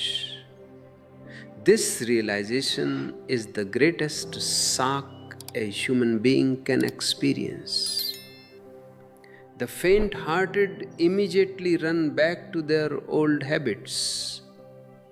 They start talking about politics, they start talking about money, they start watching television, anything to distract themselves from the abyss that has opened up within them. They would rather be safe in their misery than free in the unknown. But the point of no return is when the abyss is no longer seen as a threat, but as a home. You look into the darkness and you see that it is actually a deep, velvety light. Some go halfway and beat a retreat. These are the people who get a little bit of peace from meditation, a little bit of silence, and they think they have arrived. They become spiritual celebrities. They start giving lectures, they start writing books, they start collecting followers. They have used the truth to decorate their ego.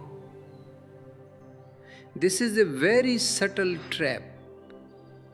It is the trap of the holy ego. To go halfway is more dangerous than not going at all, because now you have a new illusion to protect. You think you are better than others.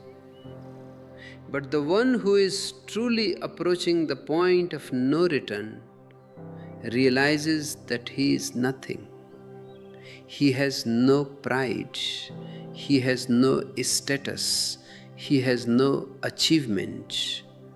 He is just a hollow bamboo through which the universe sings. Some are killed in the affray. This is the most beautiful part of the sutra. To be killed in the spiritual sense means to undergo the total dissolution of the self. It is the certain death that the Buddha says is so difficult to face. But this death is the beginning of eternal life. When the I dies, the amness remains. When the wave dies, the ocean remains. This death is not something that happens at the end of your life. It is something that happens in the middle of it. It happens the moment you reach the 100th degree and you evaporate. You are no longer a person, you are a presence. You have become an arhat, one who has reached the source and comprehended the immaterial. And what is the immaterial? It is the source from which all matter arises. It is the silence from which all sound arises. It is the unmanifested reality. Usually we are so focused on the manifest, the things we can touch, the things we can buy, that we miss the unmanifested. We see the flowers, but we miss the sap. We see the body, but we miss the consciousness. To reach the point of no return is to move your attention from the manifest to the unmanifested. You see the world, but you also see the space in which the world exists. You see the thoughts, but you also see the gap between the thoughts. This gap is the immaterial. And in that gap, you are one with the divine. Buddha mentions 20 difficult things.